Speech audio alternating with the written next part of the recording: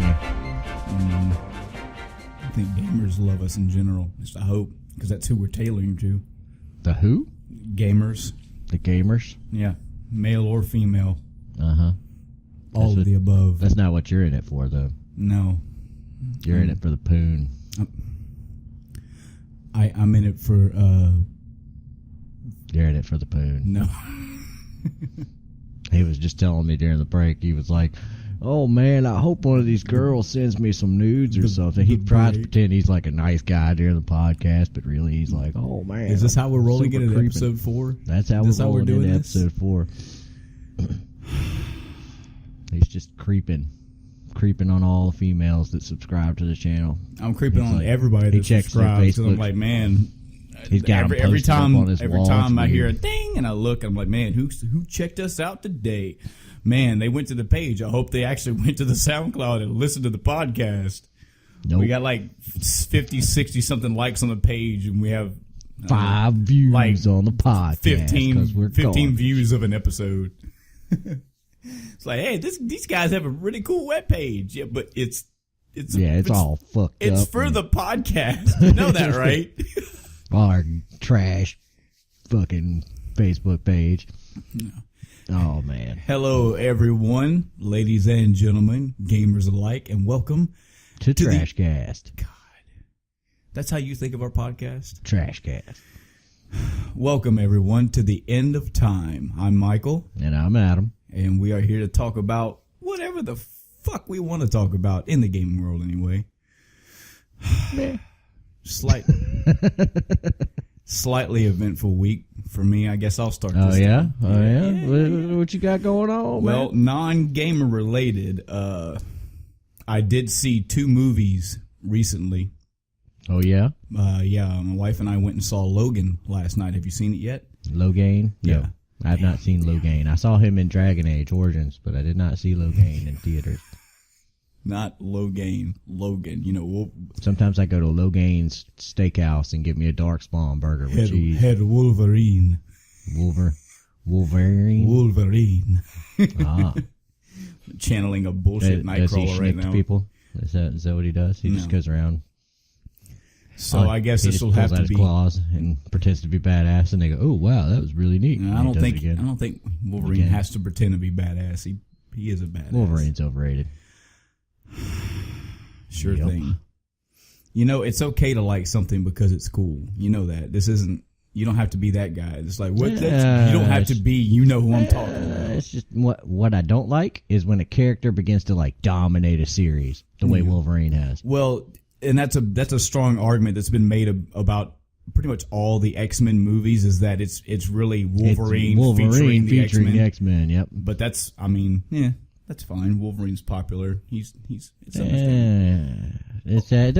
there are other things you could do. You could acknowledge Gambit exists. Yes. You know. I mean, they did. Oh yeah, sure they did. That was horrible. They completely massacred it, but yeah, horrible. They acknowledged it eventually. We have some friends that we talk to at work. You know, there's a couple of them that could damn sure be a guest on this podcast if we just start talking about X-Men, especially talking about Gambit or Rogue in general. You know who you are. Oh, they would have a fucking field day. No, this movie was actually very good. Of course, this is going to be spoiler free for this talk because you haven't seen it. Nope. All I'll tell you is this: I hope that Deadpool has just shot a fucking ringing sound across the movie universe, period, where people, especially in the X-Men style movies, are going, "Hey, this is actually how we should be doing these movies," because Logan you talking about the R rating? Yeah, Logan is R rated, and they utilize that shit. I'd say about a 2 out of 10. It wasn't full of like the cheese that they had been putting. No. Okay. Somebody brought a good point up, and I actually saw the fight scene. There's a fight scene, I think in the 3rd X-Men or maybe the 2nd, where the mansion gets stormed in and Wolverine just goes on a fucking tear-ass rampage and he's stabbing people and cutting people and just doing his fucking berserker rage. Yeah. There's no blood. None He whatsoever. is fucking massacring these like 10, 20, 30, however many like throwaway guys, and there's no blood. That's crazy. Logan, Oh, there's blood. They use that shit. Damn. He cusses a lot. People that you would expect to cuss a lot. I mean, it's not gratuitous. Gambit's like, where the fuck have I been? Yeah, for real. No Gambit in this one, unfortunately. Damn it.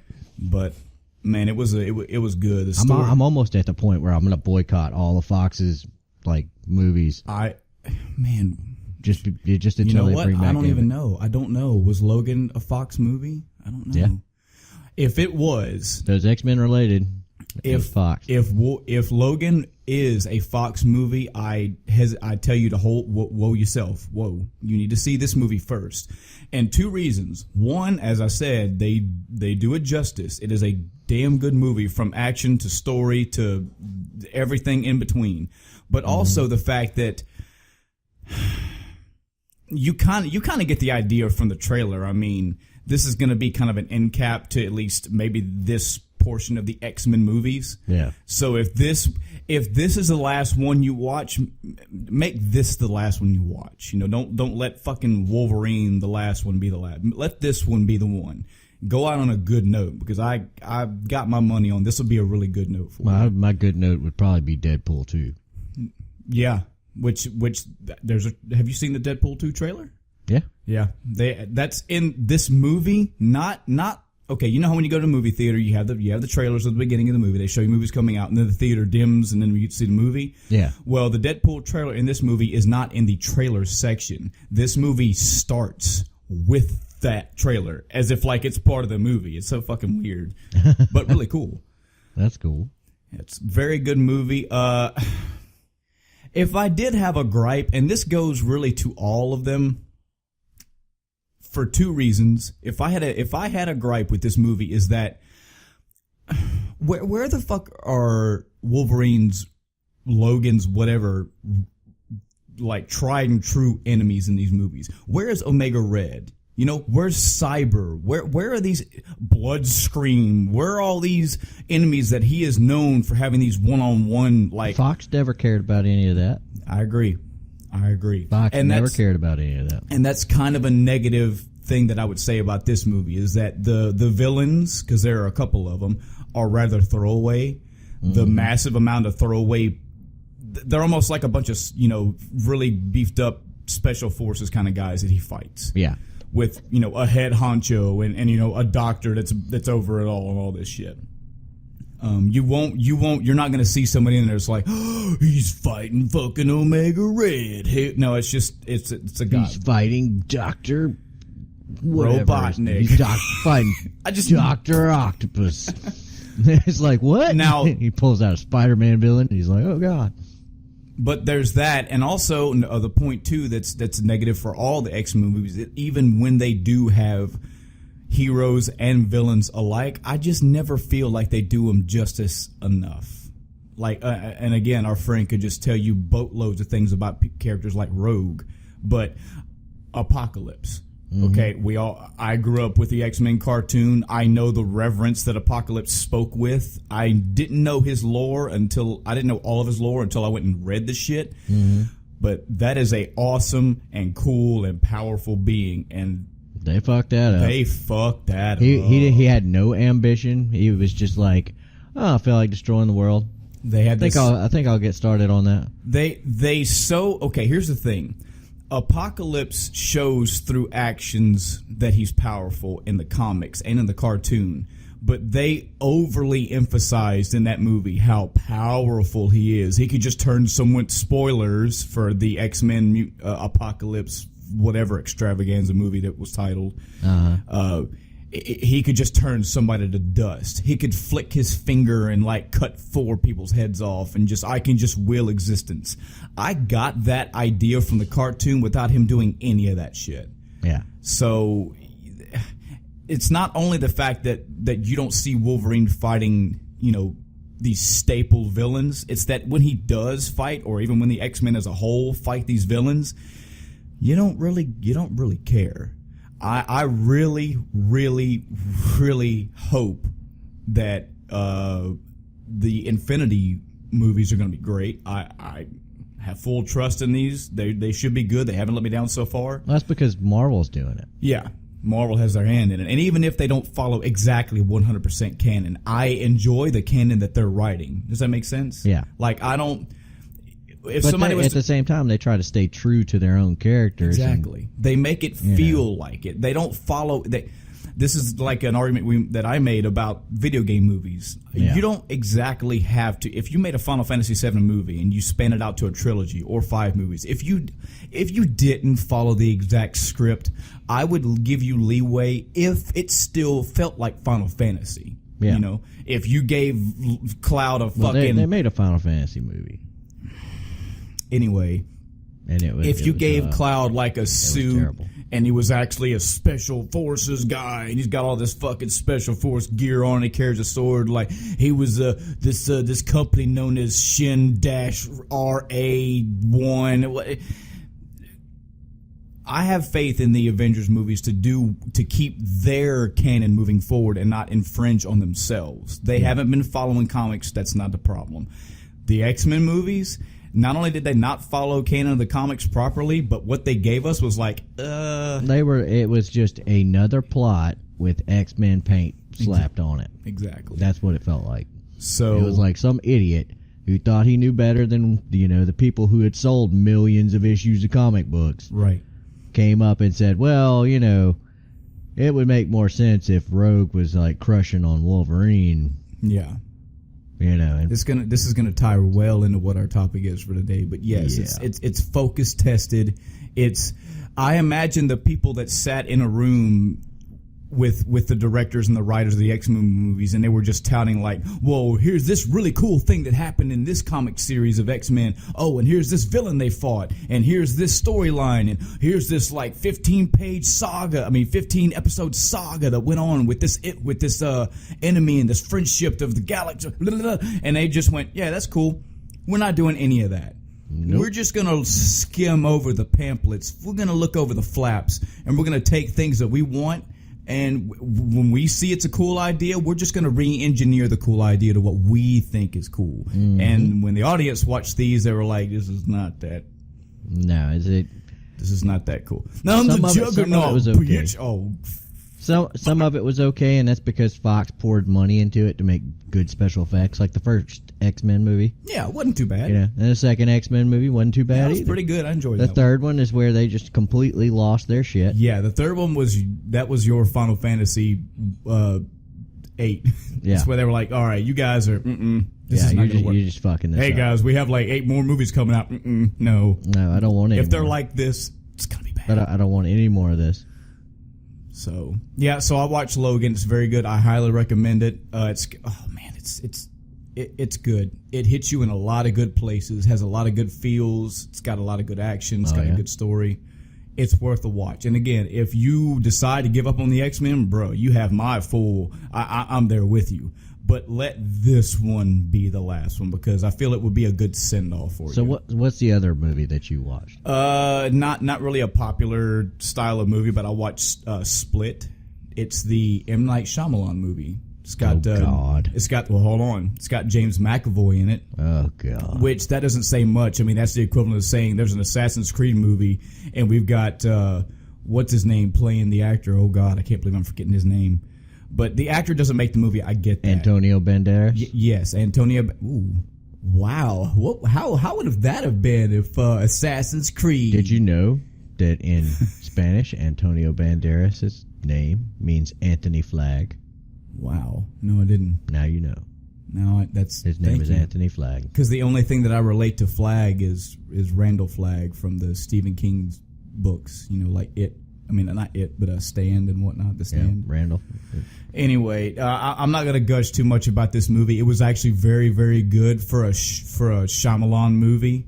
If you haven't heard the premise of this movie, it's about a guy that suffers from multiple personality disorder. I think they call it DID. I guess dissociative identity disorder. Yeah, whatever DID stands for, I equate it to multiple personalities. Okay. And the cool thing about this movie, now I've done no research, I'm no fucking psychologist, so I probably got this backwards and completely wrong, but I've always associated people that have multiple personality disorder as having like 2, 3, maybe even 4 personalities. They can talk to themselves and have all these traits about all these 4 things. This guy has 23. Jesus fucking Christ. Yeah, and they go at length. If you do go research this stuff, apparently it is true. Like, they have cases where they even mention it in a movie where this person had 2 multiple personalities, and the main personality had a degenerative eye disorder to where as a child he was losing his sight, and then as an adult, I think in like his early 20s, he completely lost his sight. He was blind. His multiple personality, his other personality, could see just fine. So somehow the other personality like took over and made the main person start seeing, and he just basically willed himself to see again. Crazy shit like that. Movie's very good. It doesn't necessarily have a twist at the end. You know how most Shyamalan movies have that there's that twist. There's what we cared in the movies for. This one doesn't necessarily have that, oh, now the plot is twisted. It's just the very, very last scene is a, oh, shit. It is definitely, it is a big hint for an upcoming sequel that I guess he's working on for Unbreakable 2. With a twist. So, again, if you get a chance, watch it whenever it comes out. Check it out. It's pretty good. But I highly recommend Logan. If you're not into those kind of movies with Shyamalan and you think that might not be your bag, that's understandable. It was very good. But Logan, highly impressed. It's good fucking thumbs up. And I sincerely hope Fox is really fucking looking at movies, specifically Deadpool and Logan. I sincerely hope that they go bankrupt and have to sell that back to Marvel. Yeah, me too. That'd be fine. The thing is, do you think Marvel Cinematic, the Marvel Studios would go R-rated? Do you think they would? Maybe. If it was like Deadpool, they probably would. Yeah, I mean, if it makes sense to go R-rated, then they'll go R-rated. Because there's some dark fucking shit in Marvel Comics. Yeah. For whatever blood. I mean, guys, you're listening to a video game podcast. If you think us gushing over comics is odd, I mean, really, we gush about games, but there is some deep stories in X-Men comic lore, in Marvel comic lore, period. Yeah. And there's some. Could you imagine going to the theater and seeing like fucking Magneto and Wolverine actually have that fucking point where Magneto is ripping the fucking adamantium out of Wolverine through his pores? Yeah. Bloody and fucking screaming and eyes rolling in the back of his head. Like, that would be. But I remember one instance in the actual like X-Men cartoon where they were fighting this thing, and it had like the power to just manipulate reality within like so many feet. And so they're sitting there fighting it, and he grabbed Wolverine and like twisted and contorted his body. Oh God. And Wolverine did the thing that Wolverine does best. He let go. The guy got too far away, so like Wolverine stopped like twisting and contorting and just fell to the ground. He sat up on one knee and cried like a bitch. You can Google this. Wolverine cries like a bitch in the X-Men cartoon. It's fucking great. Wow. Cries like a little bitch. Giving all the shit that Logan has been through in his comic book lore, I would grant him some crying allowance here and there. He also, in one of the alternate universes, everybody knows Quicksilver and Scarlet Witch. Yeah. That was a fucking. Yeah, they're brother and sister, right? Yes. Yeah. Yes. Okay, that's pretty well known. Well, there's one universe where Wolverine is actually their father. Oh. Not only that, Wolverine is their father, and they're lovers. Not only that, but they're still brother and sister. They're lovers. They have sex, and Wolverine watches. All right, so this apparently is turning into let's bash Wolverine. I'm just throwing it out there. Yeah, this is the kind of shit Wolverine does. Okay. So this shit got weird, didn't it? I hope you're all feeling as weird as I did when I felt this shit. I was like, oh my God, what the hell, Wolverine? Wolverine's like, oh yes. See, when I think of Logan, I don't think of that shit. When I think of Wolverine, I think of the first thing that comes to mind is reading that list years ago of all the ways that Wolverine has come close to death and not died. Mm-hmm. Like, because the big staple one that everybody goes to is that apparently he was atomized at one point, or down to a cellular level, one of the two, and he came back. He came back like perfect cell. I get how that's above and beyond ridiculous. I get that, but there are some other cool things that have happened to him, like him crushed underneath a fucking glacier, and the only way he survived was self cannibalization. He was ripped in half by the Hulk, and apparently Hulk like threw his two pieces like apart from each other, and he crawled back to himself. Each one formed its own little Wolverine. Yeah, that would be something. He's like thrown into a volcano and survived. The fucking adamantium thing that's the one that's the cringe one from, not cringe in a negative way, but like, oh God, oh wow. He's been through some shit. Yeah, he can cry a little bit, Adam. It's okay. No, it's not okay. It's not okay. What he's done cannot be forgiven. Well, you can just hate Wolverine. I don't hate him just because he's the cool X-Men. I just look at him and I go, wow. They've overplayed the shit out of this character. I understand. They've overplayed the shit out of this character. It's not cool that everybody's like, oh man, let me get up on his nuts. Wasn't it the Deadpool kills the Marvel Universe, and when he got to Wolverine, he was like, the reason why you stay alive is not because of your healing factor. It's because of fan service. Yep. It's like straight up called him out. Straight up called him out. He was like in this giant maze of traps. Uh-huh. He was like, he had like, I can't remember who he kidnapped and put in the middle of it, but Wolverine was like hell bent on getting her back. Mm-hmm. And he was like, nobody fucking likes you. You're Deadpool. That's what it is. You're Deadpool. You just hate on Wolverine. I am Deadpool. Because he's cooler than you, and he's taller and Australian. Well, now Deadpool's starting to get that way. Good. Well, good. Deadpool is starting to get where nobody knew about Deadpool, and now, it's kind of hipster to hate something once everybody starts liking it, but once it starts to be like everybody and their fucking brother is just like, oh, gush about Deadpool, it starts getting sickening. Well, see, I'll tell you something. This is spoiler-ish, I guess, but not really. Mm-hmm. That trailer at the beginning of Logan. Okay, so you said you saw the Deadpool 2 trailer. Yeah. So did I. Did you in the trailer that you watched when Deadpool was when he was inside the phone booth and he was changing clothes? Do you remember a section where he made a phone call?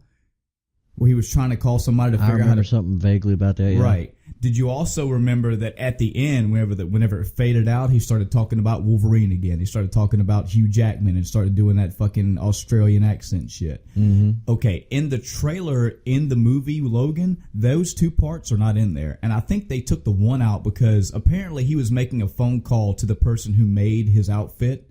He was making a joking phone call because he couldn't put his gloves on right or something.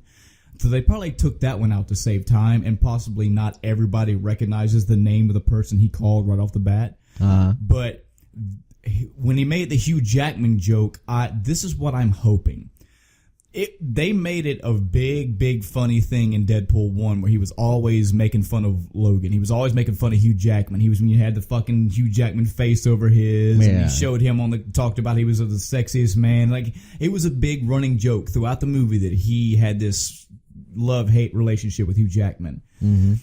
But that was also in the Deadpool 2 trailer, the one that we saw. The one that in the movies, they took that part out. And I'm hoping that the reason why they did that is because they're not going to spend Deadpool 2 just treading back over all the same jokes of the first one.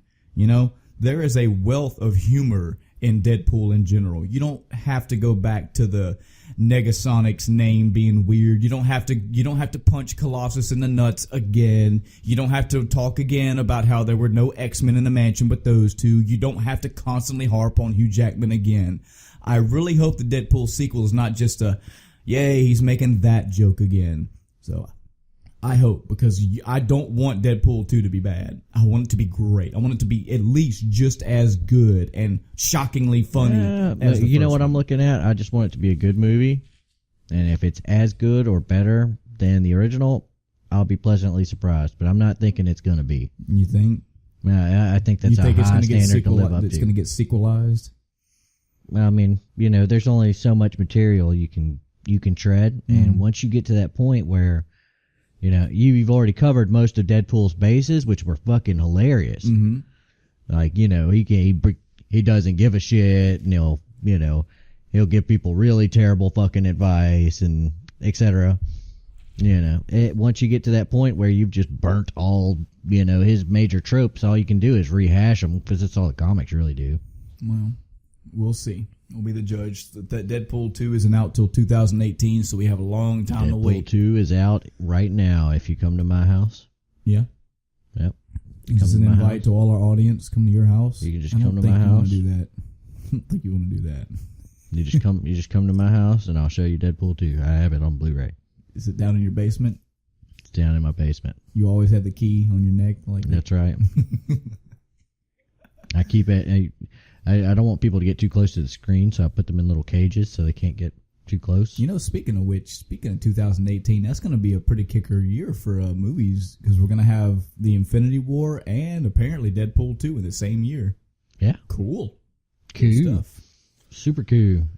So that's the movie scene for me. I'll watch those two. Pretty good. I recommend both of them. I just really highly recommend Logan for you or anybody else that hasn't seen it. Game wise, oh boy. Old Demon Souls. Did you finally beat Demon Souls? No. No. I like I said last episode, I will be slowly, chipping my way through that game. That's the way the game is designed. So I beat so I got to the next boss, the next area. Mm-hmm. So now I'm on that fresh path where I've got to, cut a swath through all these enemies. I made it to that boss. So my first go back when I finally sat down and went, all right, I'm killing all these enemies. I'm even killing those 3 badass ones that are in my way, and I'm just gonna say fuck it.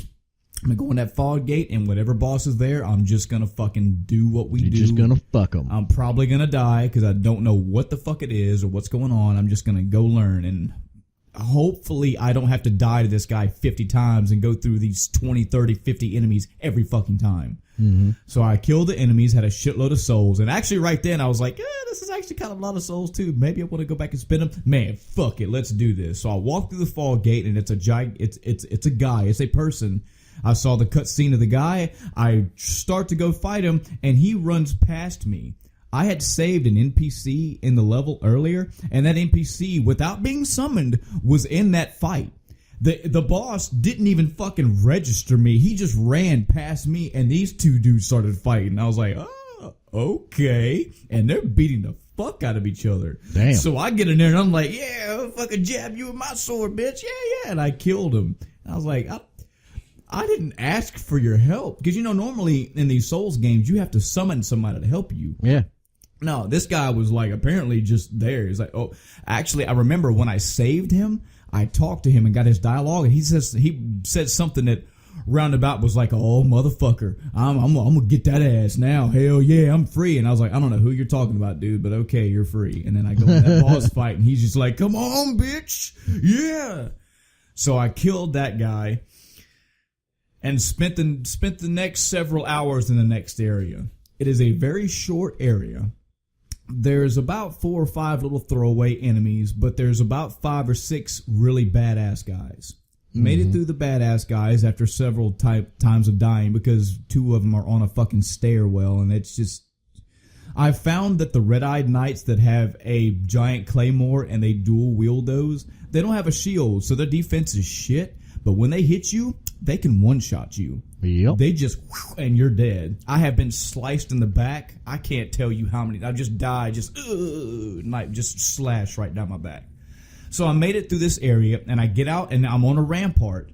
And before I even step out there, a cutscene happens, and I'm like, all right, what am I watching now? And a fucking blue dragon appears. And then the blue dragon just starts breathing fire all across the fucking rampart. I'm like, oh, all right. And he's blowing fire and killing these 2 enemies that are out there, but I have to make it through this fire to get past him. Oh, yeah. So number one, I already had about 10, 15 deaths just getting to this area. Then I had another, 10 or 15 or 20 or 30 deaths trying to time the fucking fire where I can run across this rampart and get from one safe zone to the other. Mm-hmm. So then once I got past that area, I walk up to this next area, and I'm behind him. I'm like, okay, so maybe is he gonna move? Do I get to kill him from here? Does he not care? I step, and he flies off. I'm like, okay, so every time I come here, I have to go through this fire. I have to time this fire and go through him. I start going up the stairway to the next area. Number one, that NPC guy that was just killing a boss is here again, and the fucking dragon appears on the fucking roof, blowing fire again. I'm like, God damn it. So now I'm going to dodge this motherfucking fire.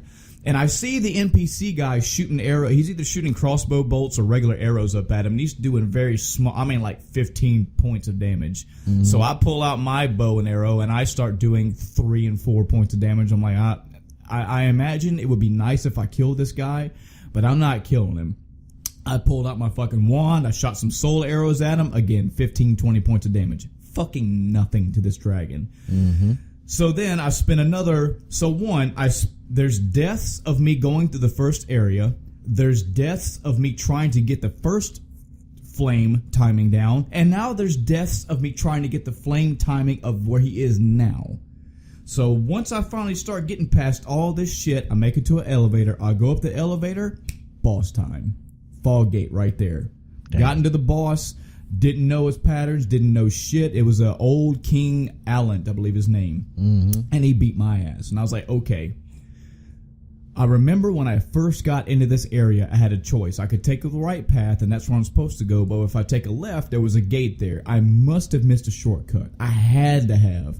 No, Adam. There is no shortcut. So every time that I wanted to go fight old King Alent, I had to go through that basic bitch area. I had to go through the fucking flames of hell, and then I had to go through flames of hell again. I had to get that timing down. You don't have to do that if you kill a dragon. Well, I can't because I don't have a good enough. You need to just grab your nuts and spit. Yeah, I don't have I'm not Dark Souls wanting this where I want the fucking dragon going. I just do 15 points of damage for 3 hours and kill the guy. I'm not doing that. So here's where it gets real good. Got through him. I mean, we're talking. It took me about an hour every time to stop doing the bullshit. I finally worked a pattern where I could basically run past all the basic bitch enemies in the first area. I don't have to fight any of them. I was like, oh cool, I've got that down. I now know how to do that. You can still die because, again, when you're going up the stairs, the fucking dude with the double-handed claymore tracks your ass, and he tracks you deadly. So even when you try to run around him, there are times where he just does like a 2-hit combo. His first hit misses you, but his second hit slashes you in the back and you're dead. So there's a 50-50 shot you're gonna die every time you just go by him. Mm-hmm. So I get through him. I get through the fire, I get up the elevator, I get to the boss room, I say, okay, I've got a good amount of health items, let's take this shit more seriously this time, let's focus on this guy, let's pull the defensive move, let's just hold my shield up and just keep a distance and get his patterns down. And I did. I started seeing what his attacks was, I started to seeing how I could block things, he has one move where he fucking charges his sword up for about 10 seconds, and when he slams it into the ground, he like blows a wave out through the whole arena. And apparently that shit has some range. It will one-shot you, and it has fucking range. So you can't just like, oh, I'm going to backstep 3 times. No, that bitch. You need to turn the fuck around. You need to turn around and run and go to a corner and hope you miss it. Now, that was that boss that I told you that if you're a mage, it's a lot easier. Yeah. A lot easier to fight that guy as a mage. So I fought him. So I'm just trying to preface all of this that just as you know, but so the audience knows, every time I had to go fight this guy, it wasn't so bad that I had to kill 20, 30 enemies. It was just some shit's going to happen. You might not make it. You might have mistimed that fire by like half a second, and the fire's going to one-shot you. You may have mistimed running around that guy, and he knocks you off the edge, and then when you get down there, somebody kills you. You might mistime the run around him, and he'll stab you in the fucking face or stab you in the back. I mean, you're risking every time. So there's a short way to get to him, but it's not a one guarantee. You can't just walk through a gate from the starting area and you're done. So every time I got to this guy, it was a fucking challenge. It was man, I hope I make it. I hope I make it. I hope I make it. So 4, 5, 6, I don't know, 10 times of me doing that, learning this boss's pattern, learning what he's doing. I'm fighting him a couple days ago, and I'm doing good. I'm not in a zone. I'm reading him. I'm being very disciplined. I'm not fucking charging in. I'm not doing 8-hit combos. You're not over extending yourself. Yes, I'm just getting enough hits in where I do a decent amount of damage, and I'm backing the fuck off, and I'm letting his doing thing. I'm blocking things. I'm rolling away from things. I'm doing a good job. Yeah. I'm doing like 114, 15 points of damage. So it's taking me hitting this guy like 50 plus times to end up killing him. I'm chipping away. I'm fucking doing the damn thing. I'm dodging. I found out that when he does that charge move where he charges a sword and blows the wave out, if you stab him with the hard attack, it staggers him. It knocks him out of that. So that was a save for me. I now know how to get around that. Mm-hmm. So I'm whittling this motherfucker down, and I'm going from sitting back in my seat to being like, leaning forward. I'm leaning forward. You're just like, yeah. I was wiping my thumbs. I was drying my hands off. I was just, all right, come on, because this is the mode. You know this mode, Adam. You get in this fucking boss killing kick-ass mode, and I'm doing the damn thing. I'm fucking getting him down, and I broke one of the cardinal fucking rules of any Souls game. I got fucking greedy. Audience, when you play these games, if you have a pattern, I don't care if it's doing a big amount of damage or if you're having to chip his ass down, do not get greedy. When you think victory is right fucking there, don't try to go out in a blaze of glory. Don't start doing big ass combos and flipping around. Just do the fucking bare bitch shit that you've been doing and kill the motherfucker. I had him down. I wish I could have screenshot. I would have thought to screenshot it. Well, I can't because it's on the PS3. But I mean, I can, but I didn't think about it. I had that fucker down, Adam. Literally one more hit, and that boss would have been dead. And I got fucking greedy. He did a move, and I rolled out of the way, and then I went in, and I went to go like, slash him 3 or 4 times and get some like little small hits in, and that fucker went 1, 2, 3, dead. And my wife had just woken up. Thank God she just woke up and went to sleep, because I was like, God, mother fucker. She's like, I don't know what's going on, but I love you. My sweet wife. I was so mad. I looked out like she came in, and I was staring at the floor, just shaking. Pistol shaking in my hand. I was so mad. I had the adrenaline of doing really good in the fight and being in that mode of I'm gonna get your ass. You're just like, yep. You're in that zone, and then just done. It ain't like it's an RPG where they do that one move that it takes you down to 1 hit points. No, it was hey, this is a combo you've been dodging for the past 20 minutes, bro. 1, 2, 3, you're fucked. Bye, dead. And it was. Fortunately, today, after going back and trying the guy a few times, I beat him today, so he is done and out of the way. Good job.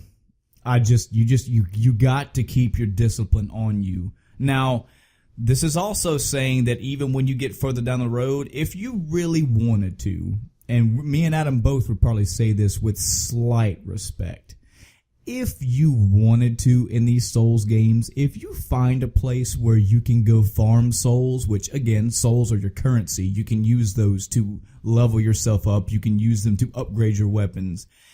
If you do find a reliable source of souls and you just spend hours or days just grinding the fuck out of souls and you go level yourself up several levels and just make your weapons uber, you're going to have a slightly easier time. Yes, we'll give you that. If that's the mode you want to do, if that's what the route you choose. But that's only slightly. That's only slightly. You cannot outnumber this game. This is not an RPG. You can't get your shit kicked in and I'm going to go fucking level up for 2 hours and then I'm going to come back and all my magic is way up and my attack's up and I'm just going to wipe you out. You got to respect that game. The first enemy you run into, whatever mode, whatever thing you do to kill him, you need to kind of do around about the same thing.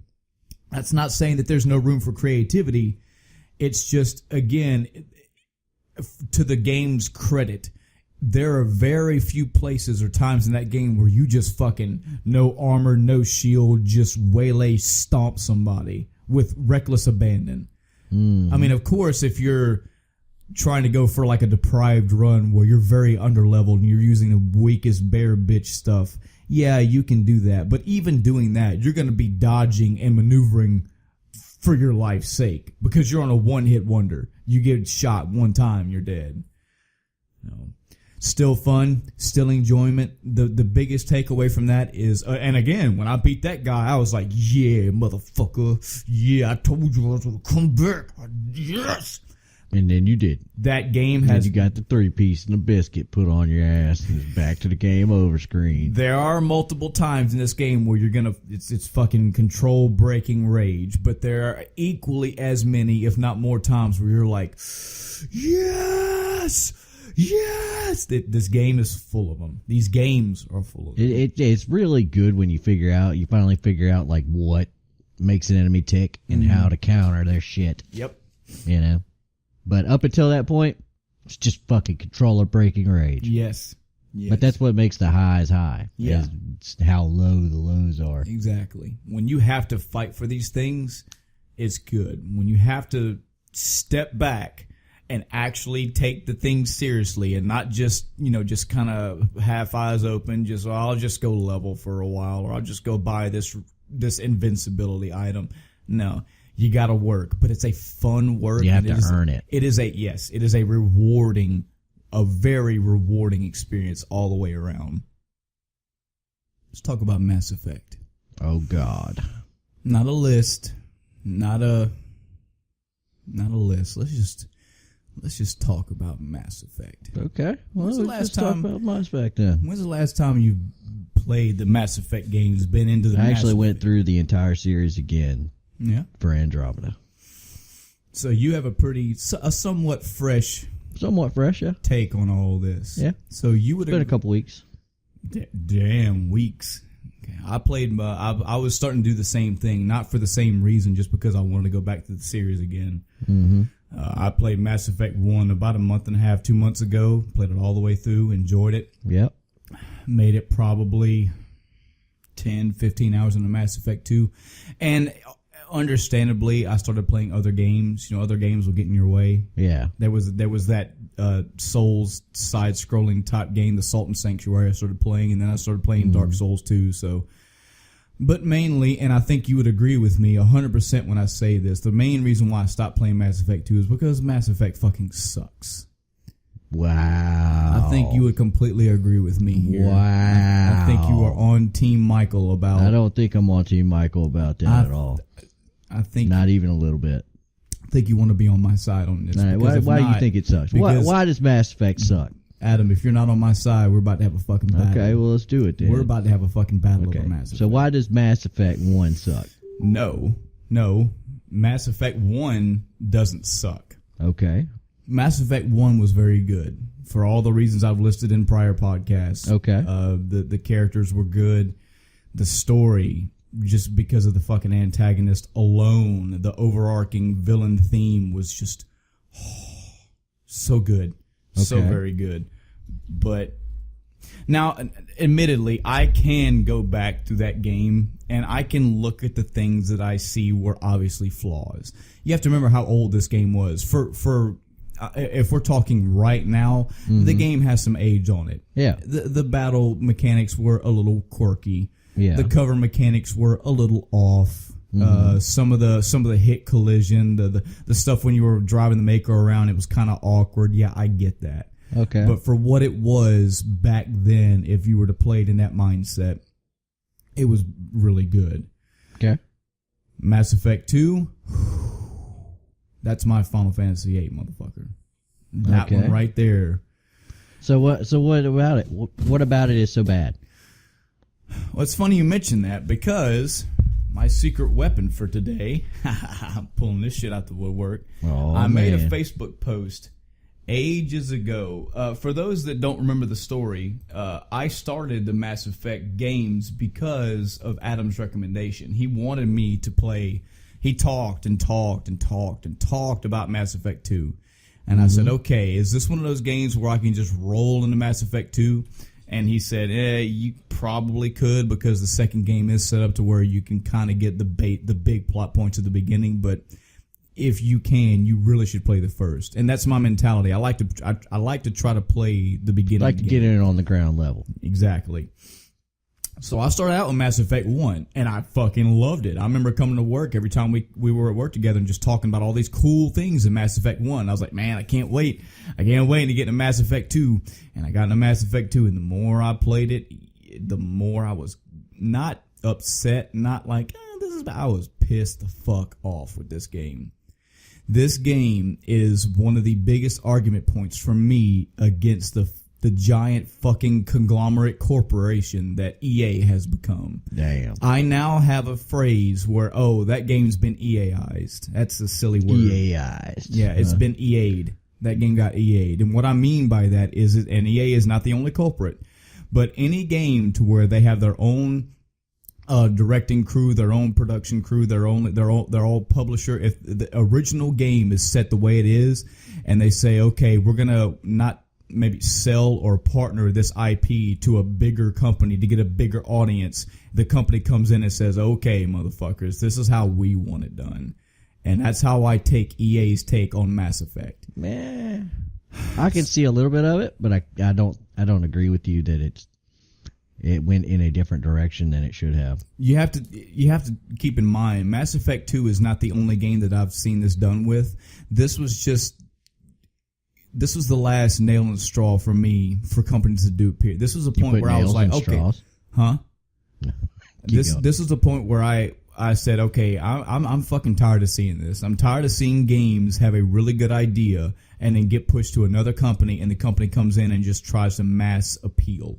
We really want to focus test these things. We really want to try to appeal to what's the hip new cool thing going out right now. What are people really liking? And let's ditch the old stuff. We need to get rid of that. Nobody land. Fuck Mass Effect 2 for the bullshit that it let happen. So I went back and I found what is the bullshit. We're gonna go. Singled anything out yet? I singled some. I got nothing to argue against. Well. I went back to a Facebook post that I made a long time ago, and I listed about 15 different points of examples of what I did not like in this game, and we can go over them. Okay, if you'd like. Let's go over them. Let's do this. So this is directly quoting me from a Facebook. I'm also interested. I did not pre-read these. I want to see what it's like, years down the road if my opinions are still the same, and I have a idea that they are still the same. So here we go. I have quite a few initial gripes about Mass Effect 2 that I can't believe aren't being echoed by my fellow gaming brethren. I'll post them, but I can tell this will be an ongoing rant. BioWare, why did you let EA get their greedy, filthy hands on this great game franchise? For starters, I severely dislike being forced to play a puppet to some corporation, with the only explained reason being, well, they brought you back to life.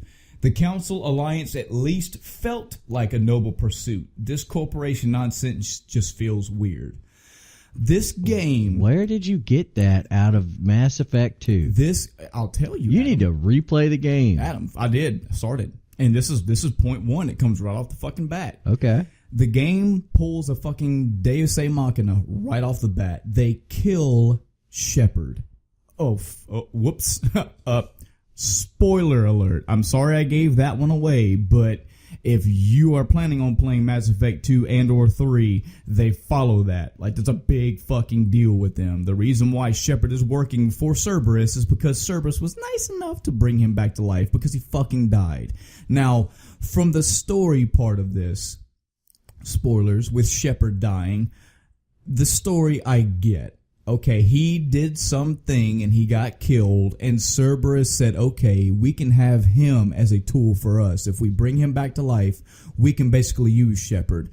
Now, from a story perspective, if you, Adam, are just telling me that, hey, I could follow that. The fact that the game let that I disagree happen so much with this. The game let that happen, and it was like it happens at the beginning of the fucking. That's something you put it close at the beginning of the game. He's going up, cleaning up the Geth. Mm-hmm. He's like, okay, well, the Geth are still out there. I have to mop them up. Yes. Okay, so I'm doing mop-up operations, and they're kind of irked about it because they shouldn't be doing mop-up operations. They should be going after the Reapers. Which I agree with. They should. The Reapers go, well, this motherfucker right here was the reason that we didn't succeed in the first place. Let's make sure this son of a bitch is dead. Mm-hmm. And they hit him, and they hit him hard, and they hit him unexpectedly. They know that ships have been going missing in this little quadrant. Oh God, that goes on another one. Keep going. But they knew that the ship were going missing in that quadrant, and they ran into the fucking collector vessel. Collector vessel goes in there. It has them way outgunned, way out-teched, completely obliterates the Normandy. Mm-hmm. Shepard dies. Okay? Shepard dies, and he doesn't die because, he was doing some bullshit. He was doing the Shepard thing and completely and utterly, helping out his crew. Yes. He was like, okay, let me toss my fucking love interest into a fucking escape pod and then go over there and get Joker into an escape pod because he's trying to go down with the ship. Yes. So it's not out of character at all for him to do those actions. Not saying it's out of character. Looking at it gameplay wise, okay, you're about to make Mass Effect 2. Mm-hmm. Let's look at it from this perspective. How do you separate Shepard from the crew of the Normandy to get more characters? I don't know. Okay, well, here's a easy cop-out answer. You destroy the Normandy. Yeah. You destroy the Normandy and make time pass. And you just separate them, period. You separate them. Yes. Okay, well, nobody in Mass Effect 1's crew would ever leave Shepard knowing what they had just been up against and what they were going to be up against in the future. Here's another one. Maybe instead wait, we're going over this point first. I'm going to grind this one down to nothing and polish it out all nice and fucking smooth for you. I can't wait to before win we one. Fucking go. I can't wait to win this whole debate. Keep going. Okay. So we go through here and we say, okay, well, we need to find a way for Shepard to be away from his crew for an extended amount of time. They could have, okay, I understand people with gripes about the whole resurrection thing. Yes. It doesn't quite sit well with me either. Mm-hmm. He could have easily just been laid up in a hospital somewhere. But it served its purpose, plot-wise. It served its purpose game mechanically as well. Okay, so if that's what your point was, he didn't want to do that. Well, if you play Mass Effect 2, if you replay Mass Effect 2 and actually pay attention to the dialogue, he doesn't trust Cerberus from the get-go. All right, let's hold off on the anti-Cerberus because that's later. Okay. Let me also say, I should have prefaced this from the get-go. I completely understand the whole story of Mass Effect 1, 2, and 3. I get it. Nothing was above and beyond over my head. They did a really good job of fleshing things out and making things make sense. Yeah. I get that it made sense of why he did it. My point is, maybe that's something that could have been saved for the end of Mass Effect 1. Or maybe Shepard dying could have been a huge fucking a la sacrifice period for the end of Mass Effect 3 to end the whole series. You don't fucking start the sequel to the first game with the death of the main character. That is fucking stupid. Now, yes, what could they have done? Just like your opinion, writers and creators could have had several more talented people than me could have found better ways to go about having him have to go collect new people. There are lots of ways that we thought it could have been done. He could have been separated and could have been, maybe he was fucking paralyzed, or maybe he got teleported to another fucking galaxy and had to live there and then spent years just trying to figure out how to get to a mass relay, and nobody in this galaxy knows who the fuck Shepard is. Who the fuck knows? Well, all of a sudden that becomes a brand new ordeal for him. The whole Mass Effect becomes okay. Well, now Shepard walks with a limp because he was fucking paralyzed for 2 years. Cool, and then he gets fixed later. I mean, when he gets back to the Normandy, what Dr. Chalk was whatever fixes him. I mean, the point is, how did this happen anyway? If he's paralyzed for 2 fucking years, I don't know. That's not my point. My point is not how they could have wrote it different. My point is they could have wrote it different, and the way they did it was to kill him off at the beginning of the movie. And I thought that was just meh. I did not like. To me, it's not a deal breakingly bad not a deal thing. breaker. It's just a minor they could have done that better. Well, moving on, the level of minor to major is subjective. My point of throughout this whole discussion is that these all added up.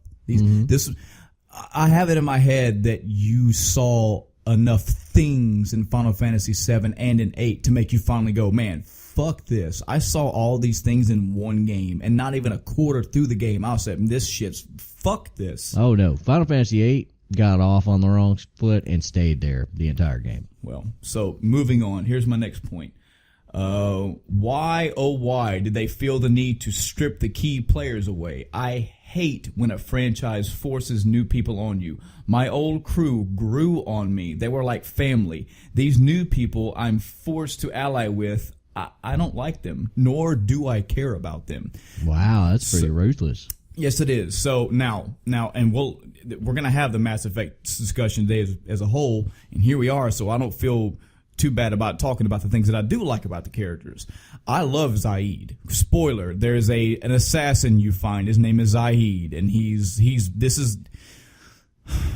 has been all over the place. He's effectively like Shepard, but he's been an assassin working for his own means and been like, I've been through fucking war-torn battles. Bruh, he is that I've seen some shit guy. Okay. To the point to where when you find him, he stays in the Normandy like everybody else, and you can go down below, and every time you talk to him, he's got a rolling resume of about 20, 30 different stories. He just hits you up with story. He can tell you about any single thing in his room. Did I ever tell you about the time I fought this Batarian sniper? Yeah, that fucking blah blah. He just tells you these stories, and you're just captured by the way he you see like an old pulse rifle, and he's like, yeah, I remember that baby right there. Been through a lot of battles with her. He grows on you as well. Mm-hmm. I also like I think he was another assassin. I forget his name. The green character with the big black eyes, the gills. I think he was dying of a disease. Yeah, the Krell. Yeah. He was pretty cool too. Mm-hmm. But my gripe is not necessarily with the new characters in general. I can find things that I love / like about all of the new characters. Okay. The point is that I grew to love the characters from Mass Effect 1. The characters from Mass Effect 1 still exist. They exist in their own space now. I get it. They wrote Rex to be, well, now Rex has moved up in the world. Now he's not just fighting with Shepard. Now he's the leader of the whole Krogan. I get it. That doesn't mean I have to like it. Shepard had a crew with him that were there at ground fucking zero. But they needed to add more people. They needed to get you away from that original crew to expand it. Yes. Again, okay. I get it. They get that. Okay. Well, you get the need for it. You just disagree with the way they did it? Yes. Well, then I disagree with the way they did it and why they did it. Well, what do you mean why they did it? Well, the reason why they did it is because now they want to have fresh faces out there. They want to appeal to more people. That's not appealing to more people. Every sequel introduces more fresh faces. That's actually what I really meant. I don't agree with that way at all. I disagree with the fact that they did it, period, because now it's like, so what's Mass Effect 3 going to come around now? Am I going to lose the crew from Mass Effect 2 to go do other shit, and now I've got new people? Not completely. You did for the most part, actually. Mass Effect 3 started off, and Shepard was basically incarcerated. Mm-hmm. And he goes, shit goes south. Oh, God. Spoilers for Mass Effect 1, 2, 3. You just go ahead and assume that if you haven't played any of these games, yes, the whole damn thing's going to be spoiled for you. Yeah, sorry. This is a very spoilerific Mass Effect episode, period. So, anyway, sorry, not sorry. You have Shepard's basically incarcerated at the end of Mass Effect 2, mm-hmm. and in the beginning of 3, he's still incarcerated. He goes to face trial for what he's done, and the Reapers attack, and he escapes, and the Normandy's like, yeah, fuck this, and you immediately get one of your Mass Effect 1 crew members back. Mm-hmm. Okay, you immediately get one of your Mass Effect 2 crew member. Actually, you get a brand new crew member. So you get a brand new crew member for Mass Effect 3. You go there, you find another one of your Mass Effect 2 or 1 crew members, mm-hmm. and you begin to piece back all these characters. Now you have 2 crews that will fucking die for you. Okay. Instead of just having 1. And what I really thought, and this goes back to that whole you hate fucking Cerberus, you had to work for him thing. Yeah, you had to work for the fucking Alliance in the first game. Yeah. You had to suck their big Alliance cocks. Yeah. Okay, you have to suck their big Cerberus cocks in the second game. And I thought that you'd get to choose which cock you wanted to suck in the third game, which would have been the logical way to go. You should have been like, well, I want to ally with the Elusive Man. And they even gave you the fucking choice in the fucking game. You're like, why can't we work together? And he'd be like, oh, well, come on, we'll be part Cerberus again. And then you go and do fucking Cerberus shit in the third game. That's how they should have done the third game. Yeah. They didn't do it that way. But I can completely agree with them making you choose the exact polar opposite. Because I mean, if you think of the Alliance as being the Paragon option, Renegade Shepard would go Cerberus in a fucking heartbeat if they were what was going to get the job done. Mm-hmm. And that's my personal opinion. Renegade Shepard would go Cerberus and fucking love it. Right. Because they didn't give a fuck how he got it done, just that he got it done. Right. You know? And if you make the Renegade choices in Mass Effect 2, he doesn't quite, he's just like, I don't want to be fucking told what to do. I don't want to be put at risk. I don't want you to fuck me. Mm-hmm. But him and the Elusive Man get along a lot better. Mm. Hopefully I will get to the point about Cerberus in a minute and I can really flesh out my discussion about Cerberus. I'm not ready for it yet. Okay. And if these points don't have it, I will get to it because the Cerberus thing as a whole the concept of you stripping away the old crew, it didn't completely strip away the old crew. It didn't. There was some that was still homage there. It would be like it paid homage to the people that needed to go do other things. To go do other things. You got to hear from the first thing Shepard did was say, well, where the fuck's my old crew? Adam. Where's Tali Zora? Adam. Where's Liara? Adam. Where's Rex? There is a big difference in this game with this scale of characters and the level of development they go into those characters with somebody paying a homage to it and you still having them fucking people right next to you. For one, 2 of the characters remained in Shepard's crew. 3, actually.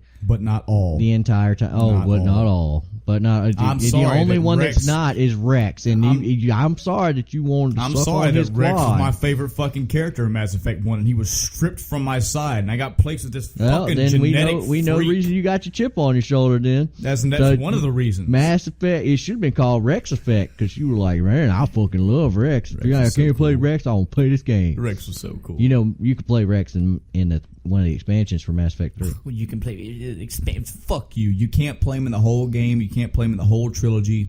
Wrong answer. You get to go use him in Mass Effect 3. Next You're point. Thinking about it now. Next point. You're thinking about, man, I want to play that. Next point. Which brings me to personality. Take Rex, for example. Hey, what do you know? Yeah, take Rex, for example. Topical, Adam. Good deal.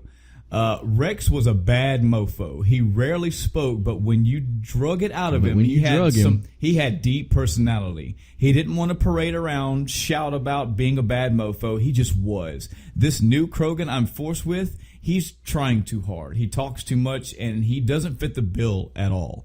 Now, this is just one character, but this is saying a lot for games and movies, period.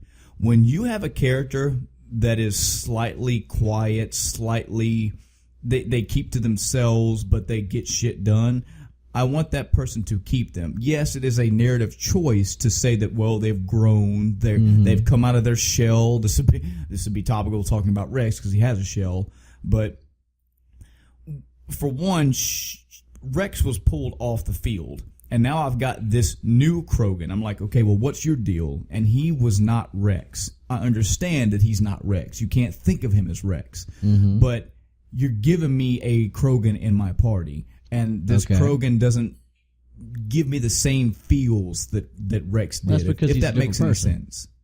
That's because he's a different person. If you actually look at it, he is his own unique character. Yeah, he's designed to be his own unique thing. I mean, fuck ever. He's designed to be his own unique character.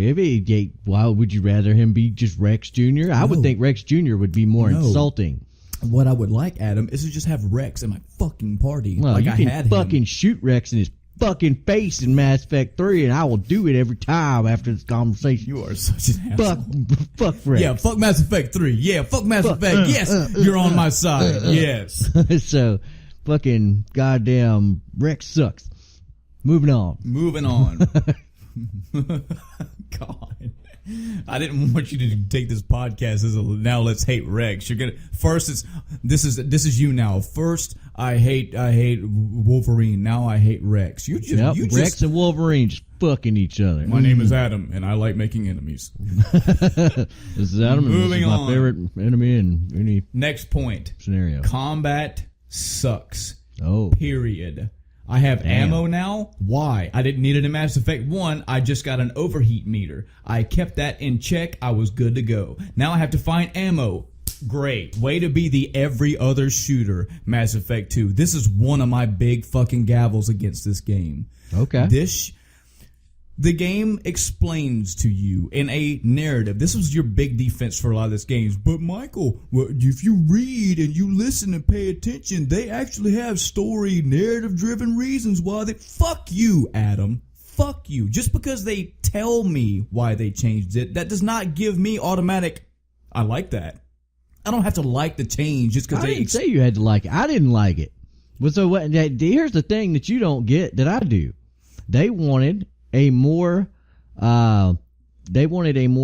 impact and kinetic combat feeling. Mm-hmm. They wanted to basically steal Gears of War. That's what they were going for. Or Call of Duty or anything. No, it wasn't fucking Call of Duty. It was Gears of War specifically. We talking about Mass Effect 2 or 1? 2. Well, oh, yeah, okay, yes. The hide behind walls and all that. No, you hid behind walls in every shooter. There were waist-high walls popped up. I'm saying I get what you're saying now. Yes, they copied some things directly from the mindset of Gears of War. Get it. So they did that, and they were like, okay, well, whatever. It is what it is. What I can see is that made the combat a lot smooth. The combat in Mass Effect 2 is a lot. It's a fucking phenomenal improvement from Mass Effect 1. I didn't like that they got rid of the overheat function either. I fucking hated it. I hated it. Mm-hmm. Okay? I didn't like the narrative reason. But they did provide one. Yes, they did. Okay? So they did provide... They gave you at least the common fucking courtesy not to retcon the shit. Okay? Without explanation, yeah. Yeah. I'll give them a very slight attaboy for doing that. Okay. But so, and not only that, but they've completely unretconned it now, or completely undone it now in Andromeda, where they finally heard... They heard it in Mass Effect 3, and they gave you the Prothean assault rifle. Yeah. This is also a plus that I'll give to the Mass Effect series. Mass Effect 3, you can kind of see the little tendrils of, guys, we're kind of a little sorry. We'll try to fix some of the shit that we fucked up on. And apparently in Andromeda, they're doing a lot of those, and that's fine. Still talking about Mass Effect as a whole series, and specifically talking about Mass Effect 2 on these points. Fuck that. When I saw that shit, I was pissed off. Number one, I saw fucking ammo on the field, and I was like, what the fuck am I playing now? This is bullshit. It's not just the fact that I didn't have an overheat gun. It's that I'm now playing every other fucking shooter out there. I run out of ammo. I need to go fucking hop along the field and go find some ammo and have some ammo, man. Fuck you. I had a meter, and I could shoot and kill. You could still swap guns. Also, I didn't like how, and it didn't play a big part at the very, very beginning of the game, but it actually, yeah, it did. When I look out at a field and I see quote unquote strategically placed chest high walls, whatever they are, they're broken pieces of the building, or they're actually walls set up by the enemy. I don't care what they are. The fact that I just saw that, it's like, hey, you should go, and it has a little fucking bullshit baby guide meter. It's like, hey, you should run over here and press the X button to slide. You can slide by this cover, and then you can pop up over the cover. Like, shut up.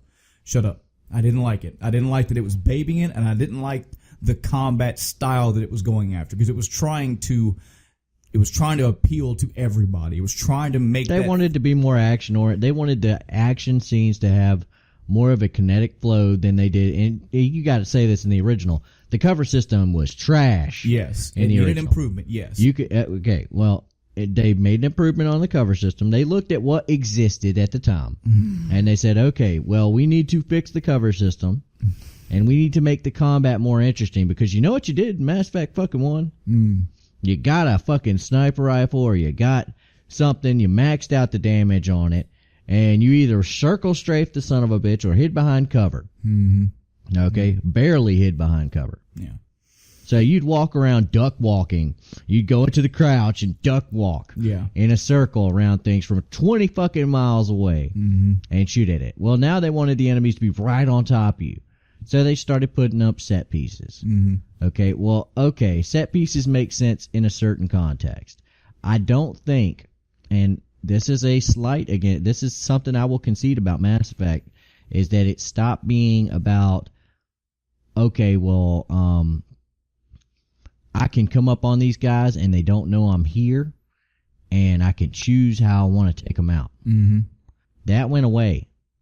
You know, that whole, I have options. I can fling a grenade down there, or I can jump in the Mako and just drive out in the middle of them, or I can pick them off with my sniper rifle, or I can charge in guns blazing with my assault rifle. That went away. Okay, and that, I mourn that. Okay, it's coming back in Andromeda, but I did not like that they took that away in Mass Effect 2 and 3. Mm-hmm. Mm-hmm. But I know why they did it. I know why they did it, because they wanted combat to not, they wanted to cover up the flaws of their game design. Yeah. Okay? And when they're trying to cover up those flaws, they needed to have a way to come around it. Mm-hmm. And they did it in a good way. So you say. So I say. Because if you had just rehashed Mass Effect 1, it would be you'd have the same arguments where, oh, well, they just had the same enemy. They just buffed the damage on it.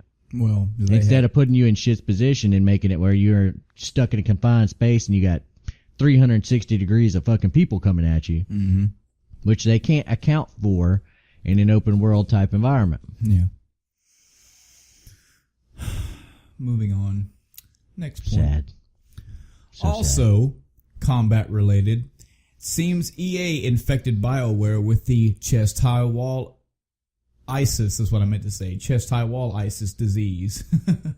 Again, way to steal innovation and be like everyone else. These are not improvements on combat. They are stolen ideas and poorly implemented. Bloody screens so real also comes to mind. We've already went over this. When I looked out at the battlefield, when I went to a new area in Mass Effect and saw that there was like a quote-unquote set-piece battlefield out, and it was like, oh, I can see the 12 areas where I need to go hide behind. I can see what it became very boring, and that should not happen in a Mass Effect 2 game. It shouldn't happen in a Mass Effect game, period. It definitely shouldn't happen in the combat. I should never feel bored in it. And I'm not saying that it wasn't exciting. I'm saying that it started to become very formulaic. Well, you started to see what you started to see were the seams in the set. Yes. Okay, I can understand that. And I didn't like that. I was too engrossed in the story and in the heat of the moment. Mm-hmm. I get very You let EA poison you, is why. Man. You let EA What it is when I go into a building and I'm like, I'm going to save Liara. I'm thinking about saving Liara. I'm not like, wow, look at these chest high walls. I bet there's going to be an encounter here. That's how you approached it. You were like, oh, look, there's some ammo on the ground. They're probably giving this to me before I go into the thing. And me, I was like, I got to run to the elevator, Liara, don't die. I got the story reason why I was there, but I'm just such an elevated gamer that I could see the bullshit in front of me. I could not see ignore it on subsequent playthroughs. I can look at it and go, yeah, okay, I can see how this is going to happen. And it happens to you in subsequence. It's happened to me on the onset, which made it just prominent. That's just because you Mass fucking Effect have 2 bad sucks, tasting Adam. games. That's all I say. Moving on with that fucking snide bullshit. Next point. Why, oh why, did I even pick a frickin' soldier, biotic, etc. alignment if the game constantly pulls the, hey listen, and demands I use biotics or whatever on attacking enemies? I chose soldier. I want to shoot, and that's it. If my teammates want to use other stuff, let them. I'll stick to what I chose. Thank you. Okay, what do you mean? If you remember at the beginning of the game, when you were faced with one of the first little combat areas, it was, hey, you could duck behind this wall. You mean the fucking tutorial? No, well, I guess the tutorial area. Whenever you gonna bitch about the fucking, it had a tutorial. Adam, I'm saying this is why I first saw this shit.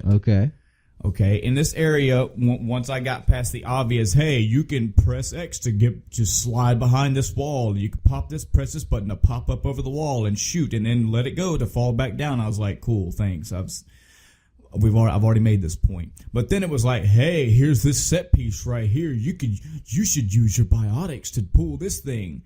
And then it would be cool if it happened one time and I just didn't choose that to do it again, but it kept happening over. It was like, hey, you really should use these biotics. What if I don't want to use them? I don't feel like using them. What if that's not my taste? They're like, you should really use.